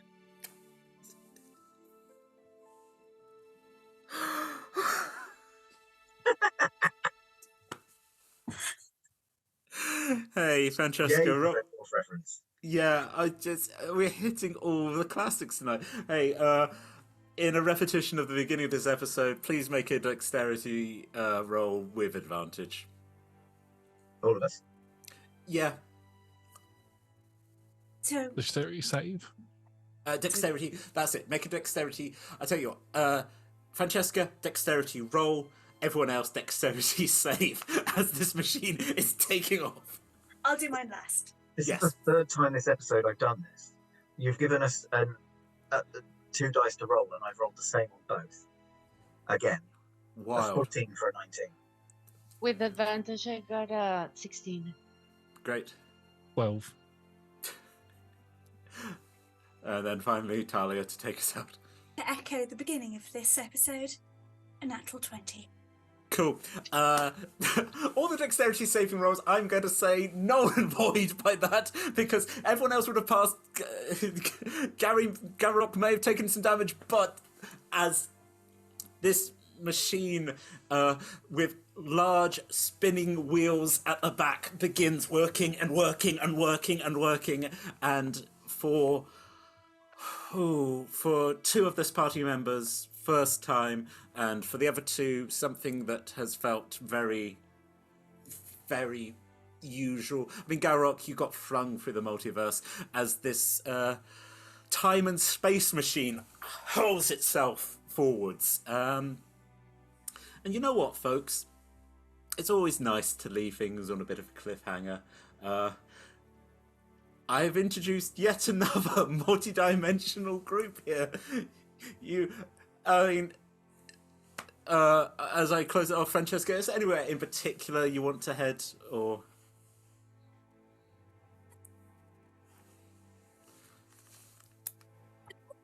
Alton, which seems really interesting. We're going to a theme park. We're just going. Oh. Thank you everyone for watching. I hope you have had an excellent evening. I know I certainly have enjoyed myself. As I pull up the end of show brief, I can simply say that if you have enjoyed what we have been putting out, you can find us playing D&D on this Twitch channel at 6 p.m. GMT. Mondays, new games. Tuesdays are some of our repeats. Fridays is our where we play different tabletop RPGs. It's probably still Blades in the Dark, because that's the game that keeps on giving. It's never ending. We got to the end and I said, look, I found 7 more. Anyway, so if you have enjoyed us, you can also find we do chat show, Talk Together, on our YouTube. You can catch up. Now all our shows are streamed at twitch.tv/rolltogetherrpg. As I said, you can find us on the youtube.com/rolltogetherrpg. Podcast versions available everywhere you can find a podcast. Simply search for Roll Together RPG. Big thank you to the D20 Club on Patreon. Tom canonically can't do it. His characters can, but he just ends up throwing hand symbols. So they've built us a Discord. They built us a wiki. We adore them. They're the greatest. Once again, big thank you, supporters. Thank you to our sponsors.